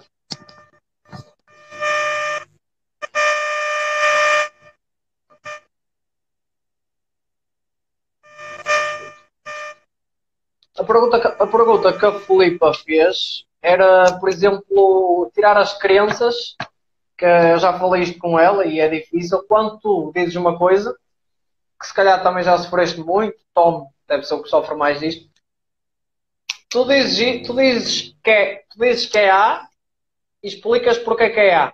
É A por isto. E tens profissionais com muito mais experiência que tu, já estão na área 10, 20, 30 anos, e dizem, não, ela não sabe o que é que está a dizer, é o contrário.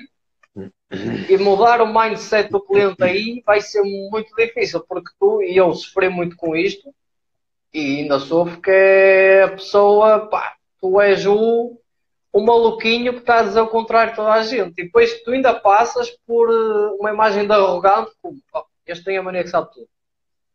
Yeah. Os outros é que estão mal.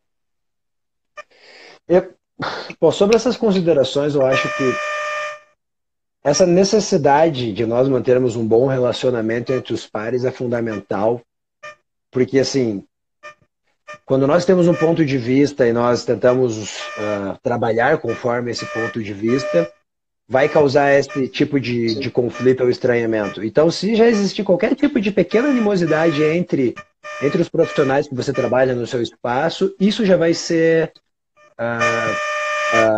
combustível para descredibilizarem você, né? E, sobretudo, se a pessoa for mais antiga, for mais velha, mais experiente no trabalho, o seu tempo na carreira, na atuação, vai contar contra você. Mas eu acho que dentro desse cenário não existe muita alternativa a não ser você ser a estrela brilhante. Se você Se aquilo que você fala, aquilo que você pensa e aquilo que você faz tem fundamento, faça. Se realmente for fish, o seu trabalho vai falar por si só. Você vai brilhar ao longo do tempo, vai demorar talvez, mas assim, você tem que fazer o teu trabalho, você não tem alternativa fora isso. Eu acho que é importante manter esse relacionamento com os pares, mas sobretudo assim, você tem que fazer o seu trabalho independente do que as pessoas pensam. E fale as suas verdades para as pessoas que venham perguntar para você. Né? Eu acho que assim, uh, nós temos que tentar falar a nossa versão dos fatos, mas nós não podemos ser evangelizadores. Sim. Ao longo do tempo você começa a entender que algumas pessoas têm mais afinidade com você, algumas pessoas não vão ter tanta afinidade com você. E tudo bem, é normal. E você Sim. vai, dentro do seu círculo de influências, causar a sua influência. E dentro disso, talvez isso comece a crescer, você comece a ganhar uma certa notoriedade no seu ambiente de trabalho, e tudo isso é um efeito que demora tempo.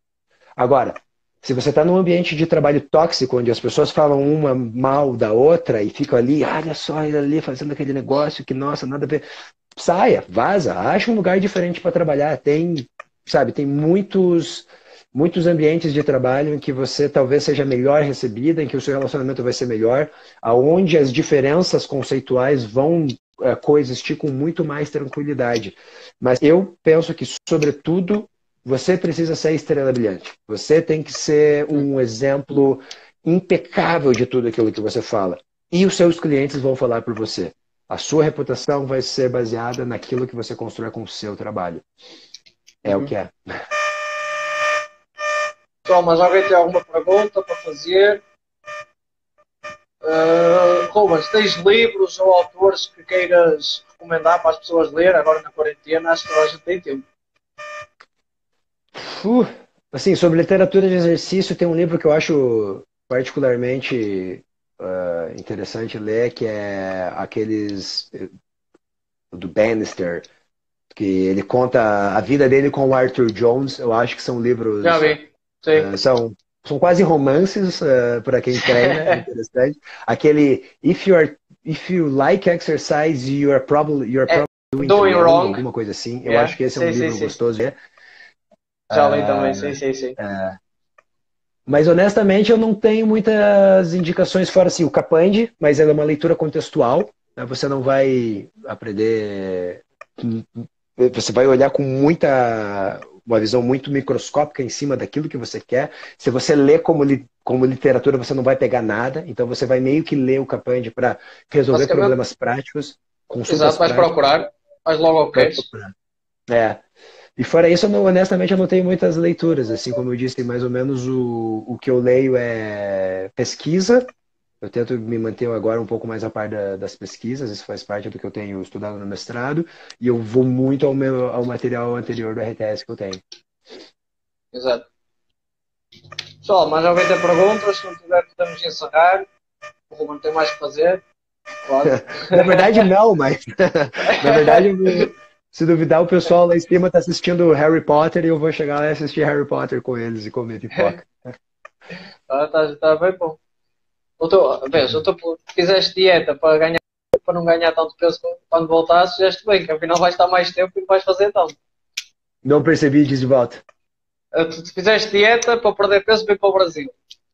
E agora ainda vais ter ganho, supostamente, ainda vais comer mais e vais fazer menos do que estavas à espera. Pois é. Nossa, não, tá uma tristeza. Mas pelo menos agora, né, no confinamento, o pessoal tá comendo com mais racionalidade, então não tem sido um problema tão grande manter o peso. Ao menos isso. Ao menos isso. Pronto. Se ninguém tem perguntas, podemos ser. Rubens, obrigado por teres aceito este convite. Pá, isto, para quem não ouviu tudo, eu depois vou pôr no Spotify e vou partilhar nas minhas histórias, ok? Não, dia 27 vou ter aqui a Marianne, foi professora do Rubens, coordenadora do RTS, trabalha diretamente com o Top Service nos Estados Unidos da América. Não percam esse direto, vai ser às 9 da noite de Portugal, 18 horas de Brasília e 17 horas de Nova York, que é onde ela está também. Qualquer dúvida que tenham que não conseguiram ver esclarecida neste podcast, podem me mandar mensagem privada. e eu vou tentar responder se souber. Se não souber, também pergunto ao Rubens, que ele não se deve importar nada, ok? Espero a todos que tenham gostado. Se alguém fez print, partilhe nas redes sociais, identifica a minha ou ao Rubens. E obrigado a todos pela presença. Obrigado, Rubens. E até Bruno, obrigado dia por me 27 receber. Obrigado com a pelo Mariana. convite. Obrigado, eu. Valeu. Tchau. Abraço. Boas férias. Tchau. Valeu.